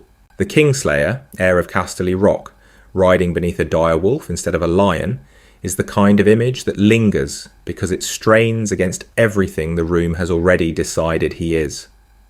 The way a man is named in songs, the way important words like honour and oathbreaker harden around him, these things usually hold. He does not break free of them without leaving pieces behind. In the canon we know, Jaime's long road towards something like understanding wends through loss, maiming, and a slow, reluctant honesty with himself. Here, that road bends earlier, at the Whispering Wood, or on some other night when steel is wet and the air smells of mud and fear. What if the single decision that seemed so small in the dark, turn, yield, speak different words to a boy king in the making, becomes the hinge upon which everything else turns? What if a man born for one house's fire chooses to stand in another's winter instead? Our fascination with that turn says something about us. We want to see enemies find common cause, not because it is simple, but because it feels like a fragile victory against a brutal world. Robb Stark and Jamie Lannister sharing a council tent, arguing over fords and supply lines, is not comfortable. Catelyn's gaze never quite softens. The northern lords shift, remembering dead children in burned Riverlands villages, yet they stand there together, and for a moment the old hatreds are forced to make room for a different necessity. Most lives will never hold a battlefield or a crown, but they do hold their own whispering woods. A closed office door, a late-night conversation in a quiet kitchen, a word of support offered or withheld when someone's future is still uncertain. These are the small choices that do not feel like turning a horse in the dark, and yet, years later, a career is different, a friendship is gone, a self has been quietly redirected. Something in Jon's chest moves when he thinks of his own almost choices, the paths he did not take because duty felt heavier than desire. There is a melancholy that cannot be washed out of this kind aversion. Even with Jaime's defection, men die on cold ground, ravens still bring hard news, betrayals still bloom behind smiles, winter still comes. No single act of courage, no single lowered sword, can mend a realm built on old wounds. And yet stories like this matter. They let us rehearse the moment when the role laid out for us no longer fits, when the old allegiance tastes of ash. They speak of the terrifying possibility that we might lower our own sword, change sides in some quiet private war, and accept the cost. When that moment comes, and it comes for nearly everyone in some form, we will not be standing in a god's wood or a war tent. But we may remember that once a man turned his horse in the dark and rode another way, and the world, though not saved, was altered. The next question is whether that alteration can endure, or whether the old patterns of blood and promise will simply close over the gap he made, as if he had never turned at all. So we follow that turned horse until the tracks fade, until the last shouted order in the whispering wood dies down into a different kind of silence, and we are left with what that one altered heartbeat has purchased. From a lone rider choosing treason in the dark, we have walked through battles fought beside men who once spat his name, through betrayals that never quite take the same shape, through a realm that looks familiar and yet is bent, subtly, around the absence of a Lannister heir. We have watched Robb Stark learn the cost of trusting the Kingslayer, and Jaime Lannister learn the cost of being trusted at all. The way a man stands in a war tent, bent over a map with his enemy's son, is not so different from the way he once stood before a mad king, sword in hand. Only the shadow on the canvas is changed. One man's treason, another man's fragile understanding, and the war that followed them both is no longer the war we remember. Now the room is quieter, the banners are folded away. You are left with branches rather than answers, and you can choose which one you sit beneath. Perhaps it is the road where Robb and Jaime ride as hunted fugitives, stripped of titles, living from fire to fire in the forests of the Trident, their names turning into stories before they are even sure they will live to hear them. Perhaps it is the North that buries its king but keeps his legend, a people who speak of the lion who bent the knee and never broke faith again. Or perhaps you prefer the cold road north, where wolf and lion stand together on the wall, watching a stranger darkness move beyond the ice. What does it look like when Jaime's quick, cutting counsel is turned toward the dead instead of the living? When the man who killed one king is asked to help guard against another? Older threat that does not care whose house burns first? Somewhere in that tangle of paths, there is room for your own. How would you have him act at the twins, if the crossing must still be paid for in blood? Does he stand beside Robb at the feast, eyes on every door, the way important words hang on his tongue and never quite fall? Does he ride ahead to confront Walder Frey alone, with the particular care of a man placing something fragile on a table and hoping it will not be dashed aside? If his road crosses Jon Snow's, what counsel does he offer a man who has always believed himself the least legitimate person in any room? He does not have much patience for vows, this Jaime, but perhaps he understands the weight of them too well. Would Jon listen? Could Sansa or Arya or Bran ever truly forgive the man who pushed the first stone that started their house's fall, no matter how many winters he spends trying to build something in its place? And beyond even that, the questions keep opening. What if Cersei had followed him north, her fury wrapped in furs, her fear of irrelevance burning hotter than any campfire? What if Tyrion, tired of being his father's clever weapon, had chosen this exile as well, and brought his own sharp understanding to Robb's counsel? What if the North, taught by a Lannister to count every word and weigh every promise, learned to play the game so well that no Red Wedding, by any other name, could ever find a foothold again? What if the single decision that seemed so small in the trees outside Riverrun becomes the hinge upon which your own version of this story turns? In the end, these men and women endure in the space between what happened and what might have happened, in the distance between canon and the quiet room where you are still thinking about them. As long as you keep asking what if, they remain alive in new ways. So let your own timeline ride out from that dark wood. Set your Jaime loose in the comments. Send your Robb another way. Follow Cersei or Tyrion or Jon into winters that never were. The story will not end here unless you decide to let it, and the next altered heartbeat may well be yours.